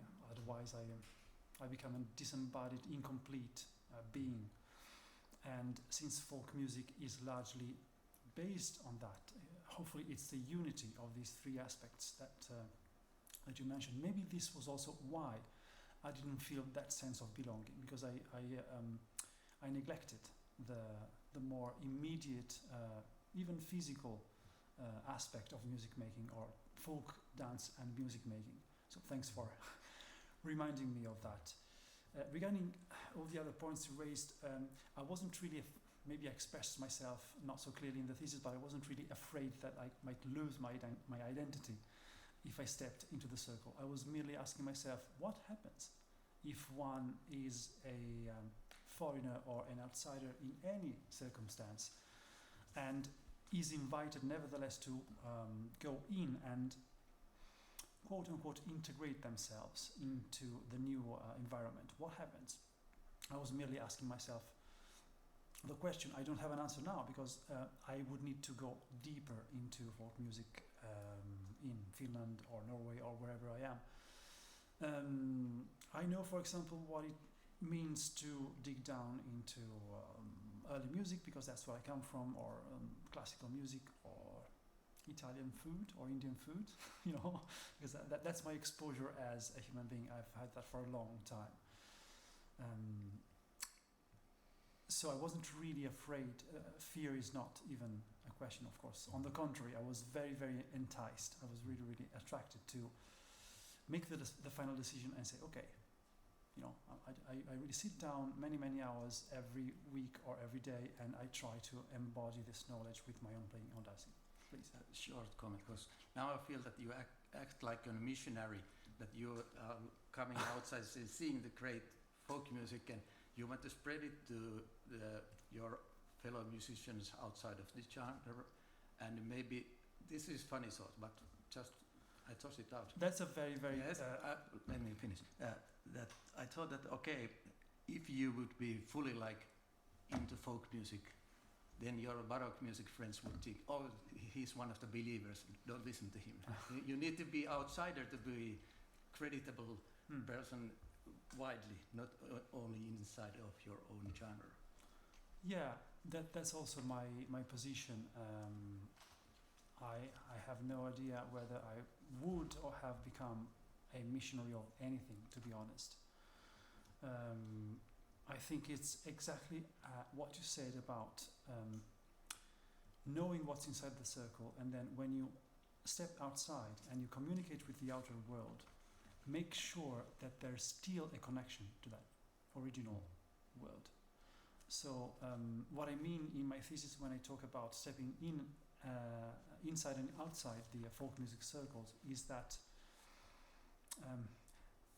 we can see that there's two polarities, okay, two possible approaches if you're an outsider to folk music. Maybe you become like Daniel Sandien Warg, a Swedish person who has literally transplanted himself into Setesdal, and now he speaks the language fluently. He's a believer, quote unquote. He's a tradition bearer, they say. So it is possible, and in that case, you find yourself really speaking naturally with that type of idiom. It's funny though that somebody who's clearly a tradition bearer, like Knut Hamre, this legendary fiddler, that's also quoted in my text, how he perceives himself at a very specific moment in folk music transition or even performance, where he diminishes and the music grows.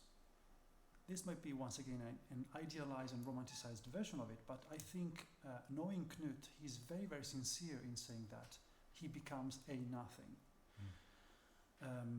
And I've always liked this quote from his from the book that Benedicte Mauset wrote, based on the conversations that she had with him.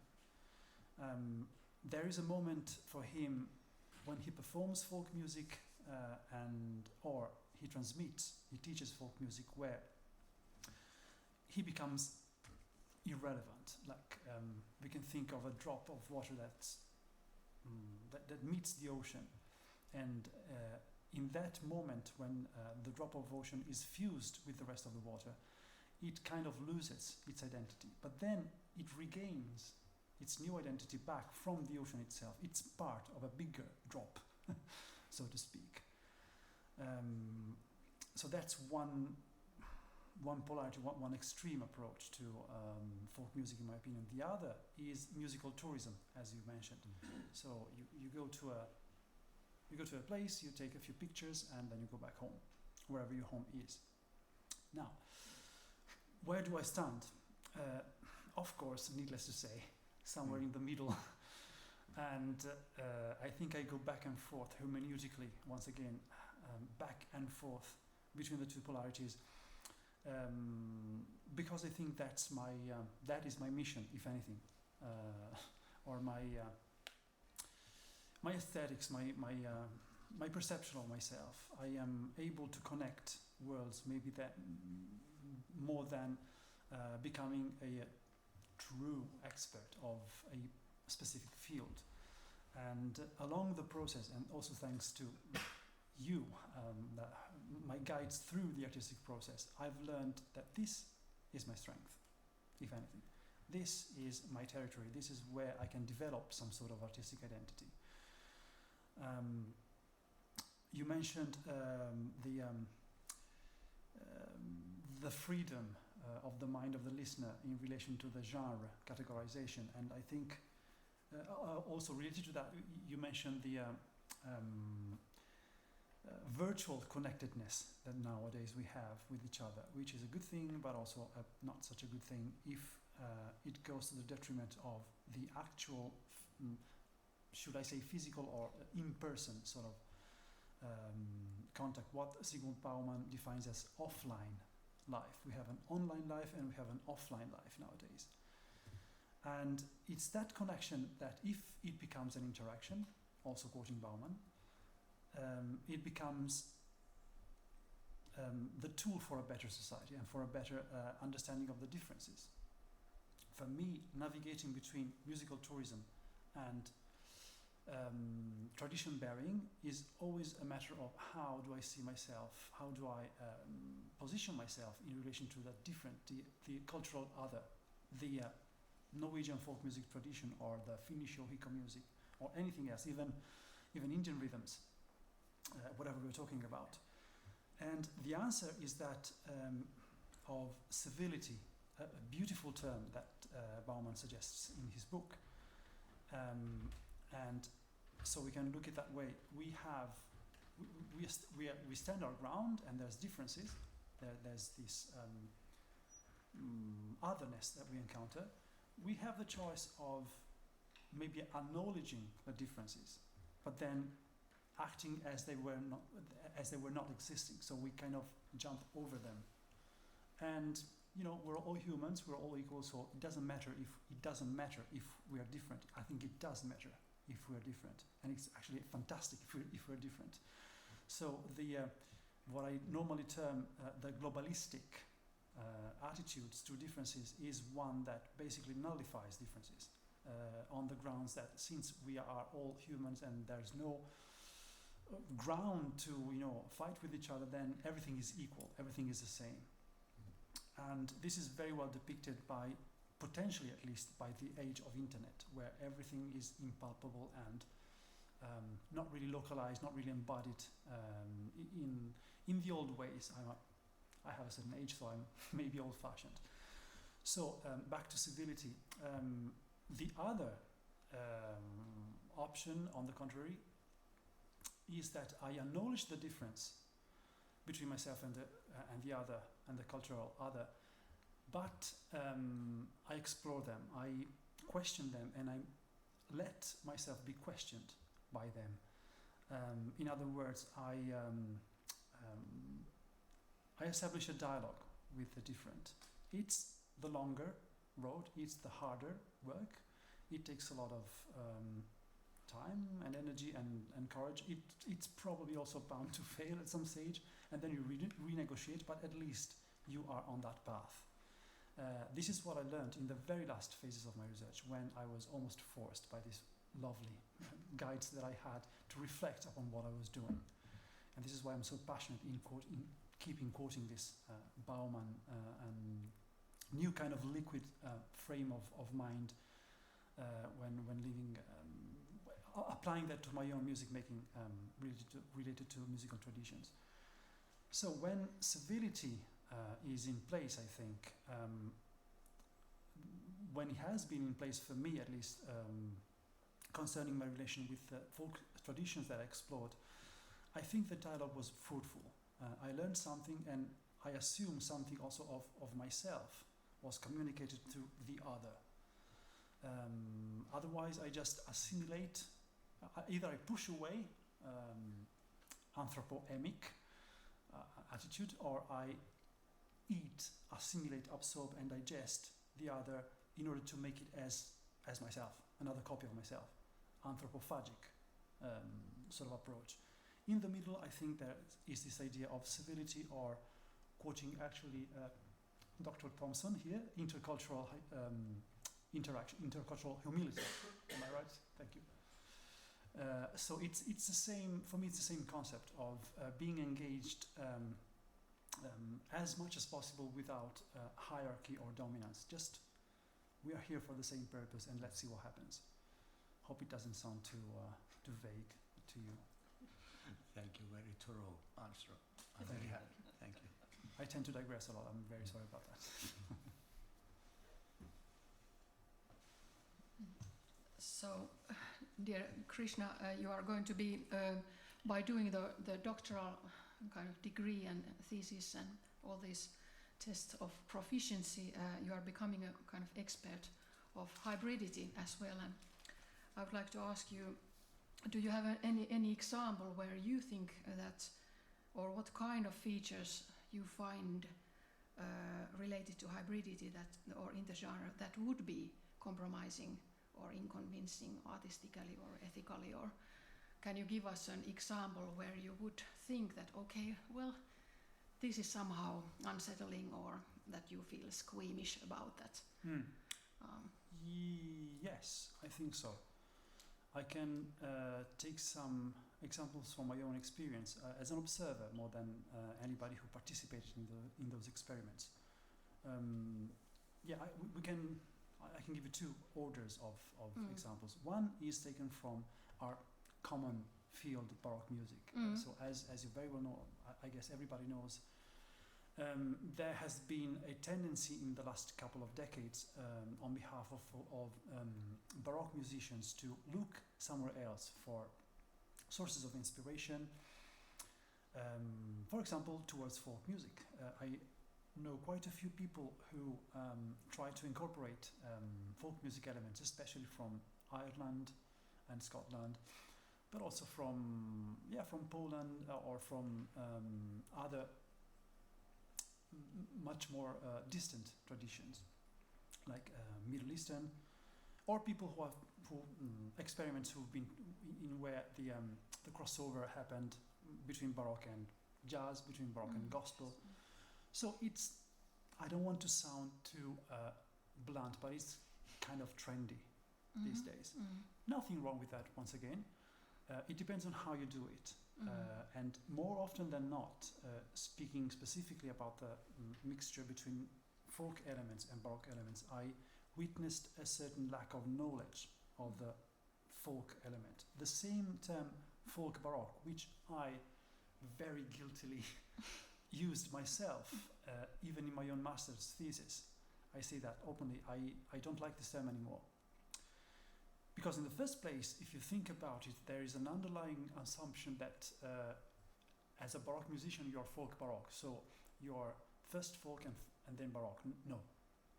You're still, at least speaking for myself, I was still largely standing my Baroque ground and then incorporating folk elements. So it should be Baroque folk, to be quite honest. But this is maybe just pedantry on behalf of a hopefully soon to be doctoral person. But nevertheless, this is one very revealing detail of the mentality that sometimes I encountered. The other side of the coin is that more often than not, especially with my own group, Brew, we've been very well received in the Baroque music world, but as something exotic, which is once again can be nice, but it kind of belittles the amount of work that you put into that thing. I'm speaking about my own example, but there's heaps of people, even here in this very hall, and they know who they are, who have been trying to join the two forces with a lot of work, and being asked and being considered I'm going to be politically very incorrect here, being considered the folk musician that then can, play outside in the open air. Doesn't matter if it rains, but if you're a Baroque musician, then you've got to have a church, and you need to be treated with all respects. This is not where I want to be, and I've seen that happen, sadly. On another, a rather different aspect, I was referring earlier to the very intriguing world of global music, and I myself am a graduate of the global music degree, which is something that probably was one of the most life-changing experiences in my life. Yet I see that the danger with the approach to differences, as we were commenting a minute ago, is the globalism. For me, any ism entails a little bit of activity. It becomes a system. It becomes a sort of an ideology. And once again, there's nothing inherently wrong with the ideologies, but in this case, I find that the result that we're witnessing also in our non-musical life is that of, it doesn't really matter, everything is the same, so we just smile to each other and don't really smile, and we just smile. It's better than, pushing the other way, of course. But I wonder whether the mixture of different elements, on which level it happens, how much of the intercultural humility is really enhanced and encouraged. For example, there was one instance ages ago at a music festival in one Nordic country where I was working as a volunteer, and one of the projects, it wasn't my own project, I was the contact person for artists, but not for those artists. So one of the highlights of the festival was putting together people, musicians, like it was maybe 4 or 5 people coming from different musical genres and places in the world. So they were put together in 3-4 days, and that was it. So make music. Of course, they came up with something that in the end was fantastic, because their musicianship is just incredible. The instruments that they played were incredible, and to some extent they really managed to have a dialogue with each other. But what can you do in 3 days? It takes a lot of work. I'm not saying that I myself am the missionary or the proof that it works. On the contrary, I'm still pretty much in the middle of the field. By no means I want to judge or preach anything, but I have the strong feeling that if we're not careful, we will incur in this problem. Differences are so, I'm talking about, of course, positive differences, like qualities, let's say, are so beautiful, and variety is so typical of our age, and I think that's the playground. That's where we need to start. Thank you. So this is kind of a sports question after a ball game or cross-country competition or something, but according to this neat little thoughtful poem you used in the beginning of the thesis by Machado, the footsteps are drawn for you, but are there any footsteps that you in retrospect regret haven't taken, and if so, what would you have done different in this journey that probably ends today? How much time do you have? I am notoriously somebody who ruminates about the past quite a lot, and I shall try to be as succinct as possible. Yes, there are more than regrets, things that I learned from, very many and very much.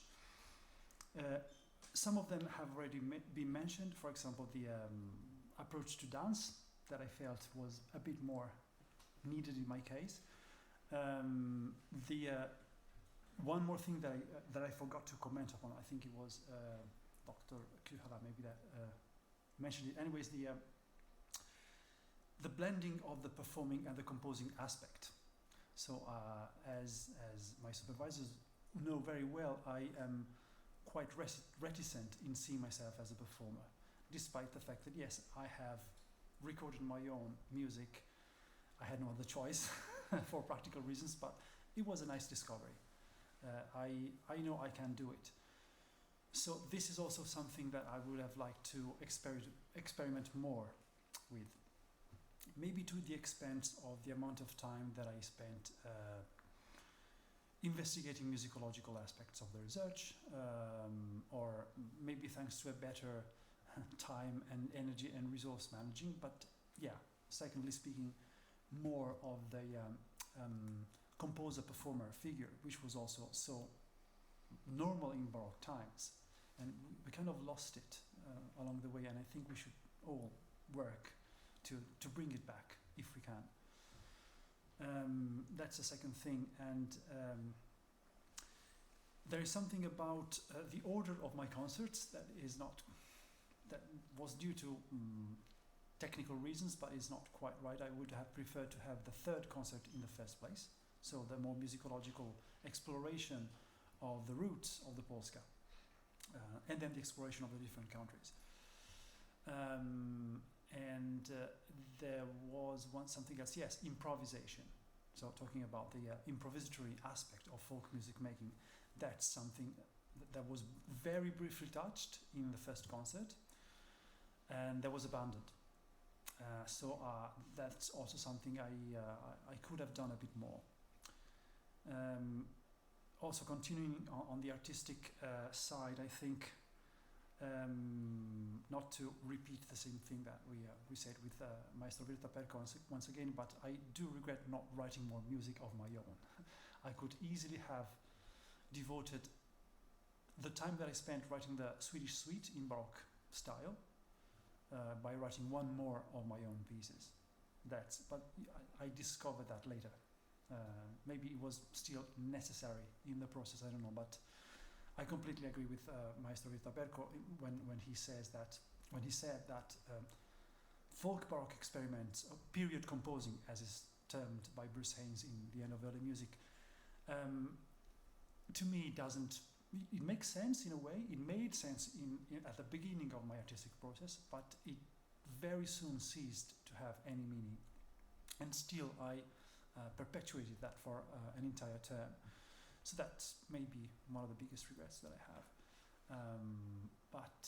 I'm trying to think if there's anything on the research, on the merely research side of my project that I could have done better. There's quite a few things, especially,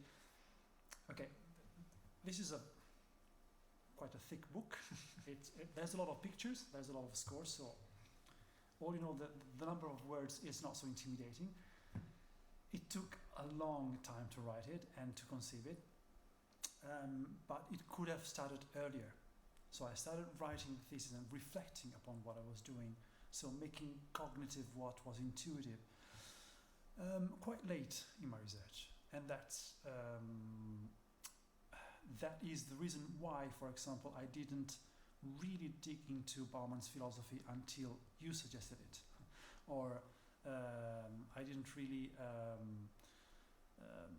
learn about the many implications of the Werktreue, the artwork problem in classical music before Dr. Vehviläinen once suggested me that I read Liederger's The Imaginary Museum of Musical Works.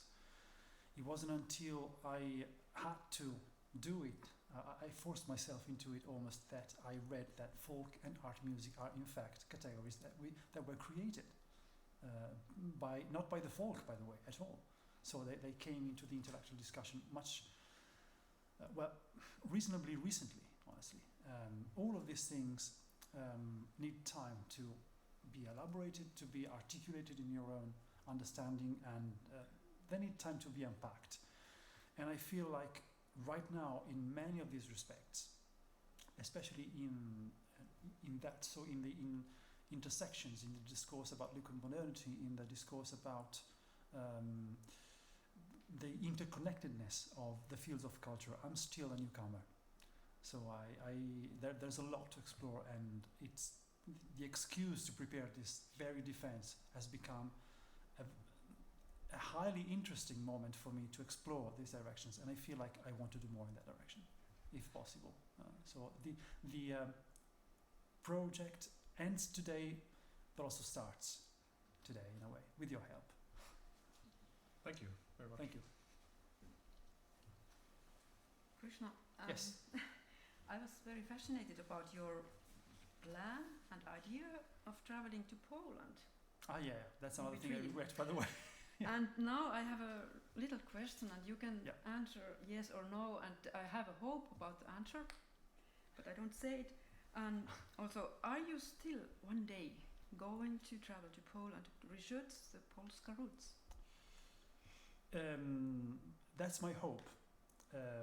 Dr. Conti refers to the fact that in my very original plan, I had in mind to go to Poland on a field trip, because I have contacts in the folk music scene there, and also in the musicological scene, people who have studied the Polish style, both on art music and on a folk music perspective, and I wanted to go there and learn the music and do a field trip.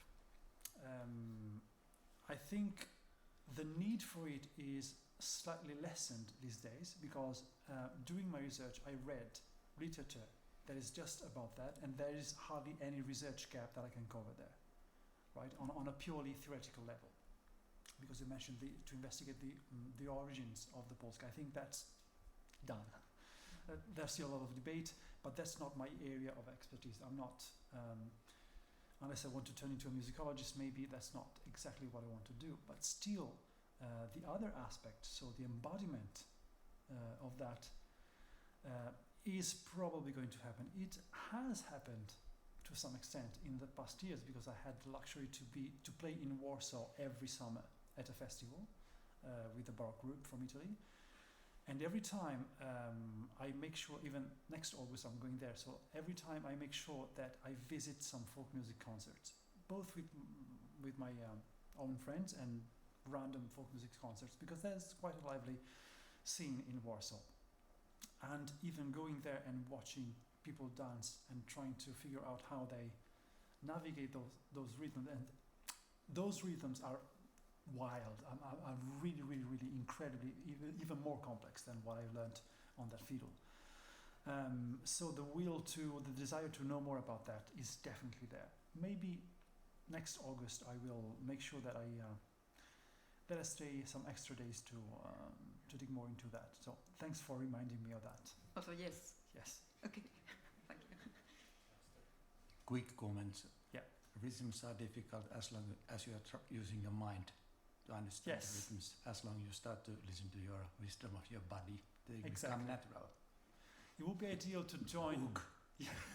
It would be ideal to. We're all trying to, be as wholesome as possible, and even more than that, to be holistic. So the sum of the part is larger than the part than themselves. The result is larger than that. But yes, an ideal bridge between the wisdom of the mind, the wisdom of the body, and the wisdom of the heart. And I think there's even more levels we can examine. I think that's a good thing to aim for in life and in cultural production especially. So thanks for the comment.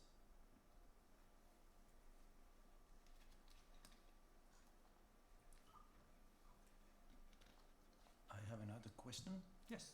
Is there, you had this certain problem with the fourth concert and Vegard Vårdal. Is there something you learned about this? What was the main reasons, and have you analyzed later on what were the real reasons for the conflict? Yes. There's many lessons that I've learned from that experience. Probably the biggest lesson is that piece is difficult to play. So whenever when I had to play my own music, my own piece, a piece that I didn't write having myself in mind, even if I was largely writing the piece with my instrument in my hands, in that moment I learned that stylistically it's strangely difficult even for me. Technically it's hard to keep it together as a whole. So yeah, I have a lot of respect for people who, like Vegard, took the trouble to try and realize something that's that wasn't immediately in his own area of expertise. So he took a huge leap in doing what he did. So I'm very grateful for that. I guess the most valuable lesson I learned was I think it was very, very well framed by a comment that Professor Ilmonen had uttered during the feedback after the last concert. She said that it became clear to her when I was playing the last movement of the suite, because I had to do it at the concert live. It became clear to her what that music really meant, so that the idiom with which the piece was being communicated to the audience was a lot clearer. And my music deserved me as a performer. I'm probably sort of translating what you said, but I think that was the overall sense of your statement. And that was surprisingly difficult for me to accept, because I still have problems in acknowledging the fact that I can play my own music. So that's maybe the biggest lesson that I learned. And throughout the very intense process of preparation of the recording, so while I was practicing the piece, I don't think I've ever practiced anything as much as I have practiced my own suite. I understood my music better. So what does it tell me? It tells me that, once again, composing music is fine, and being just a composer, of course, is fine, especially if you're writing for orchestras. You can't really play all the instruments. But if you're writing for solo instruments, and if you have the luxury of being a performer and a composer, maybe you should take into consideration joining the two aspects more often, because, as folk musicians tell us all the time, there's nobody who, like the actual source of the knowledge, to disseminate the knowledge, probably. I don't know if you will agree on that. I mean, you're more entitled to express your opinion, since you're more folk musicians than I am.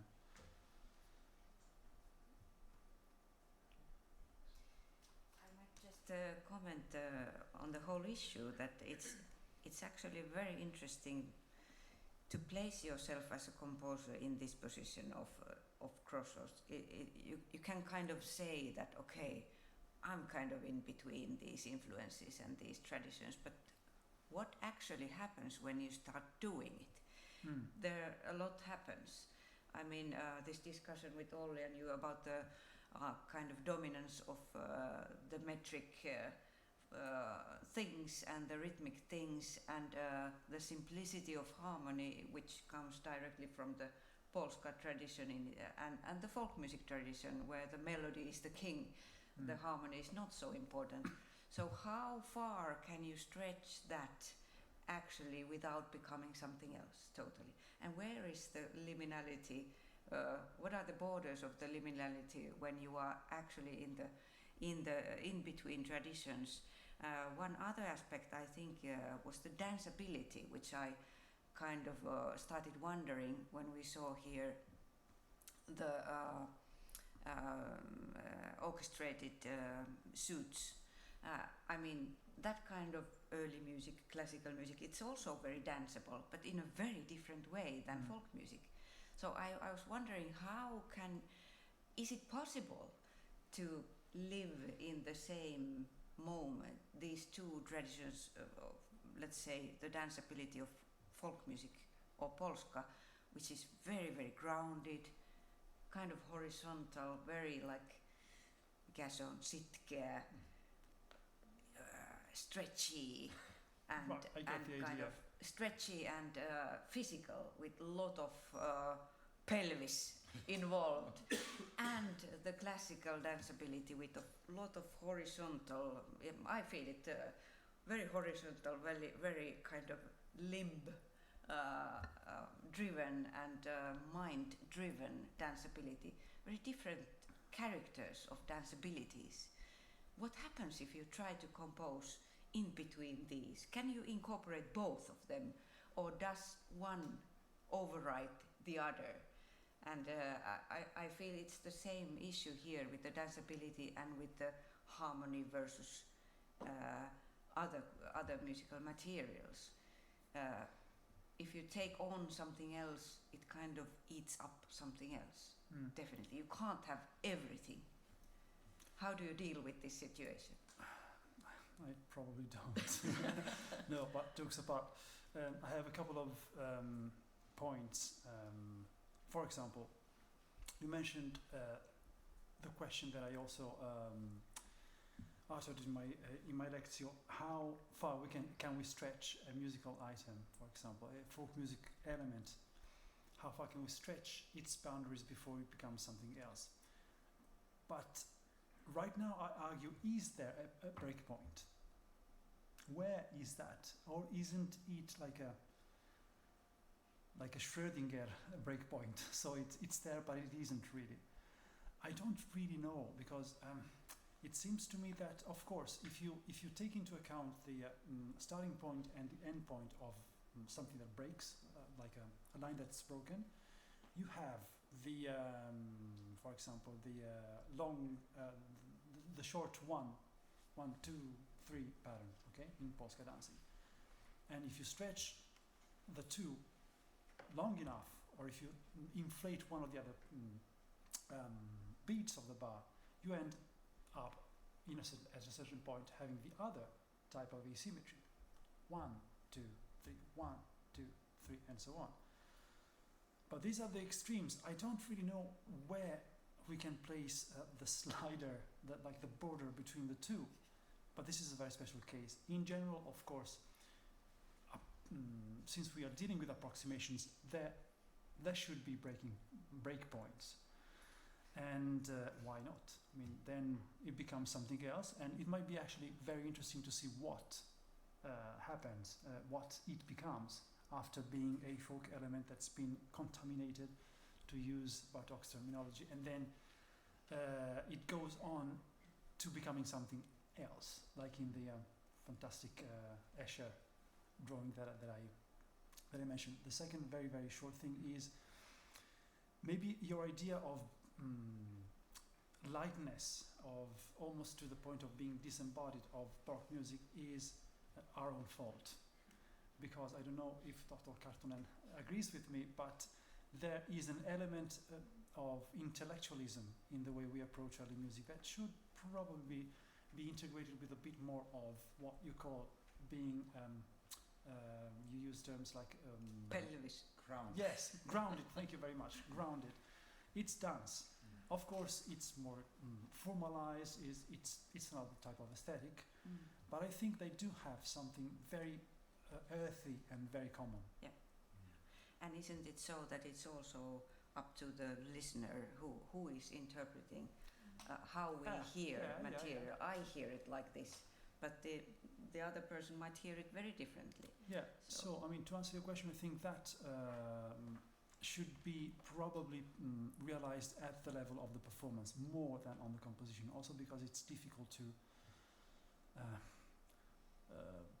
join a style that's, well, dead.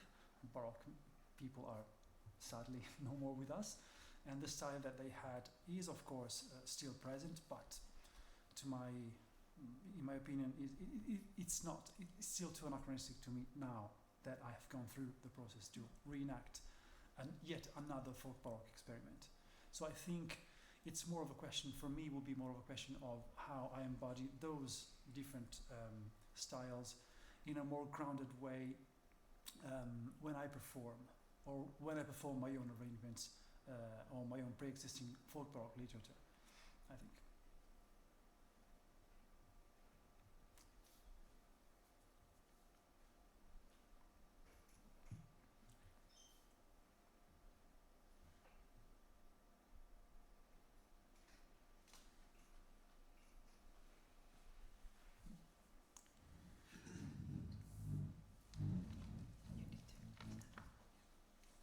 So,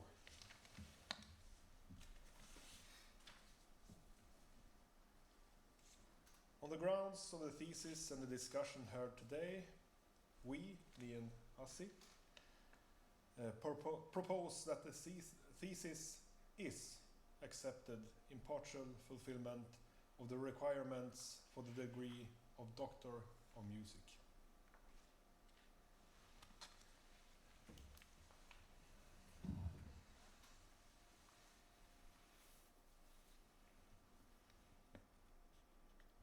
On the grounds of the statements and the discussion heard today, the Artistic Committee proposes that the artistic demonstration of proficiency is accepted in partial fulfillment of the requirements for the degree of Doctor of Music.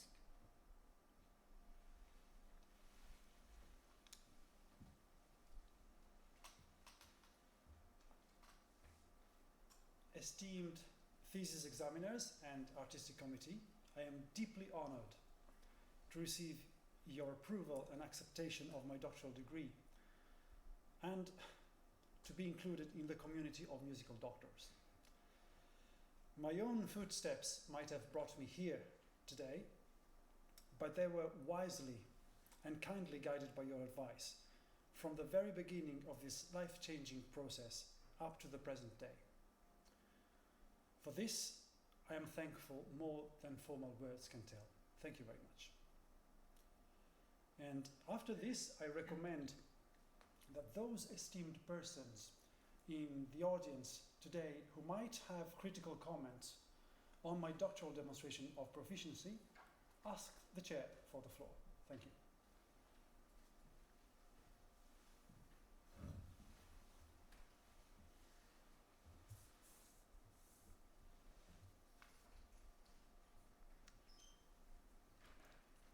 As there appears to be no further comments, the examination is now about to reach its end.